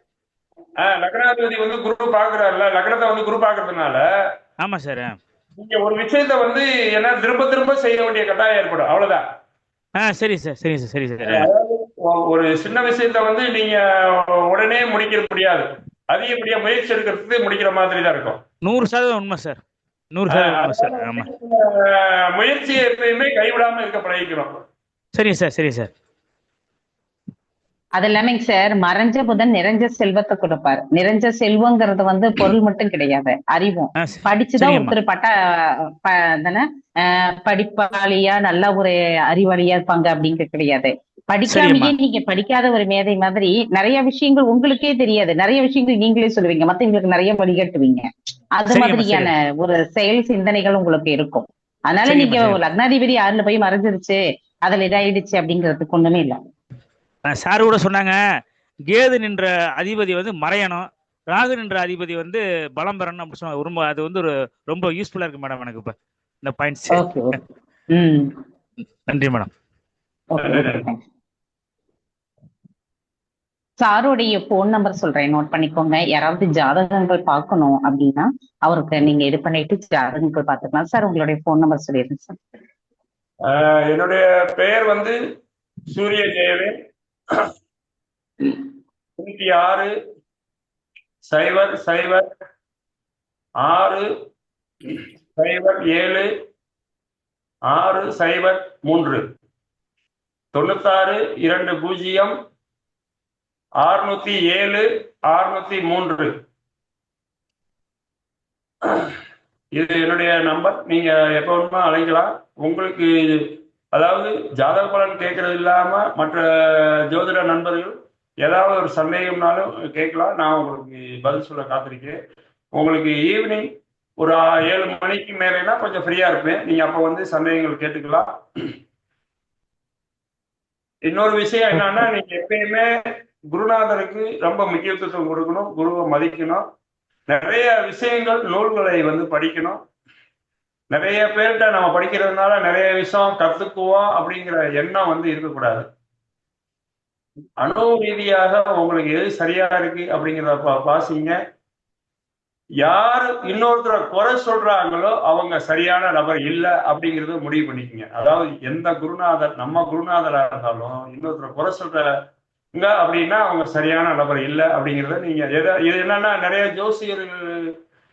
ஜோதிடர்கள் வந்து இன்னைக்கு நிறைய பேர் வந்து அவங்க ரீதியா அனுப்பிச்சிருக்காங்க. ஏன்னா இது ஒரு சந்தர்ப்பமா வந்து உங்களுக்கு நான் சொல்றேன். அதனால எந்த குருநாதரா இருந்தாலும் முக்கியத்துவம் கொடுங்க. ஜோதிடர்னாவே முக்கியத்துவம் கொடுங்க. அவருக்கு விஷயம் தெரியுது தெரியல அப்படிங்கிற எல்லாருக்கும் மரியாதை செய்யணும். நம்ம சக நண்பர்கள் அப்படிங்கிற மாதிரி நீங்க முக்கியத்துவம் கொடுங்க. யாரையும் வந்து புண்படுத்துற மாதிரி நீங்க நடந்து கூடாது. இதுதான் என்னுடைய வேண்டுகோள். ரொம்ப மிக்க மகிழ்ச்சி சார். ஏன்னா தன்னுடைய 35 வருட கால ஆராய்ச்சிகளையும் மற்றும் அனுபவங்களையும் அவருடைய குருநாதர் மூலியமா கற்ற கல்வியையும் ஒரு தேன்குழி போல இங்கு நமக்கு பொன்னான நேரத்துல வந்து நமக்கு பகிர்ந்திருக்கிறாரு ஐயா அவர்கள். அவர்களுக்கு நன்றியை தெரிவிக்கிறதுக்கு எங்களது தேசிய மகளிர் ஜோதிட கூட்டமைப்பினுடைய மாநில துணைத் தலைவர் ஜோதிடர் சுமதி அவர்களை அன்புடன் வரவேற்கின்றோம். மேடம் நன்றி கூறுங்க. வணக்கம் ஐயா. குரு வாழ்க, குருவே துணை. என் இனிய மாலை இரவு வணக்கம் ஐயா. தேசிய மகளிர் கூட்டமைப்பு சார்பாக ஐயா அவர்களுக்கு என் மனமார்ந்த நன்றியை தெரிவித்துக் கொள்கிறேன். இவ்வளவு நேரம் ரொம்ப அருமையா வந்து எல்லாருக்கும் நல்ல பதில் சொல்லி, கேட்கிற கேள்விக்கு எல்லாத்துக்கும் நல்ல பதில் சொல்லி நல்ல முறையில கிளாஸ் எடுத்தீங்க ஐயா. ரொம்ப நன்றிங்க ஐயா. இன்னொரு நாள் எங்களுக்காக ஒதுக்கி இந்த உறவு முறையை பத்தி நீங்க இன்னொரு டைம் சொல்றேன்னு சொல்லியிருக்கிறீங்க. அது கண்டிப்பா எங்களுக்கு தெரிவிக்கணும்னு சொல்லி மகளிர் சார்பா கேட்டுக்கிறேங்க ஐயா. ரொம்ப சந்தோஷங்க ஐயா. ரொம்ப நன்றிங்க ஐயா. வாழ்க வளமுடன் ஐயா. நல்லா இருந்தது. நன்றி. எல்லாரும் மற்ற யாருக்காவது கேள்விகள் கேட்கணும், ஜாதகம் பார்க்கணும் அப்படின்னா ஐயாவை வந்து தொடர்பு கொள்ளுங்க. அவருக்கு உண்டான ஒரு குருதட்சணையை வழங்கி நீங்க வந்து ஜாதகம் பார்த்துக்கிட்டீங்கன்னா உங்களுக்கு ரொம்ப சிறப்பா கொடுக்கும் அப்படிங்கறத இந்த இடத்துல நான் தெரிவிச்சுக்கிறேன். நன்றிங்க sir. Thank you sir. Thank you very much. நீங்க அன்பான அழைப்பை ஏற்று இன்னைக்கு பயங்கரமான பிஸி ஷெட்யூல்டு சார். அப்பயும் வீட்டுல விசேஷம், அப்பயும் பரவாயில்ல, சரி ஓகே இன்னைக்கு நான் வந்து கண்டிப்பா வந்து இன்னைக்கு நம்மளோட பகிர்ந்துக்கிறேன் அப்படின்னு சொல்லிட்டு வந்து இது பண்ணாரு. அவருக்கு வந்து ரொம்ப நன்றிங்க சார். Thank you very much.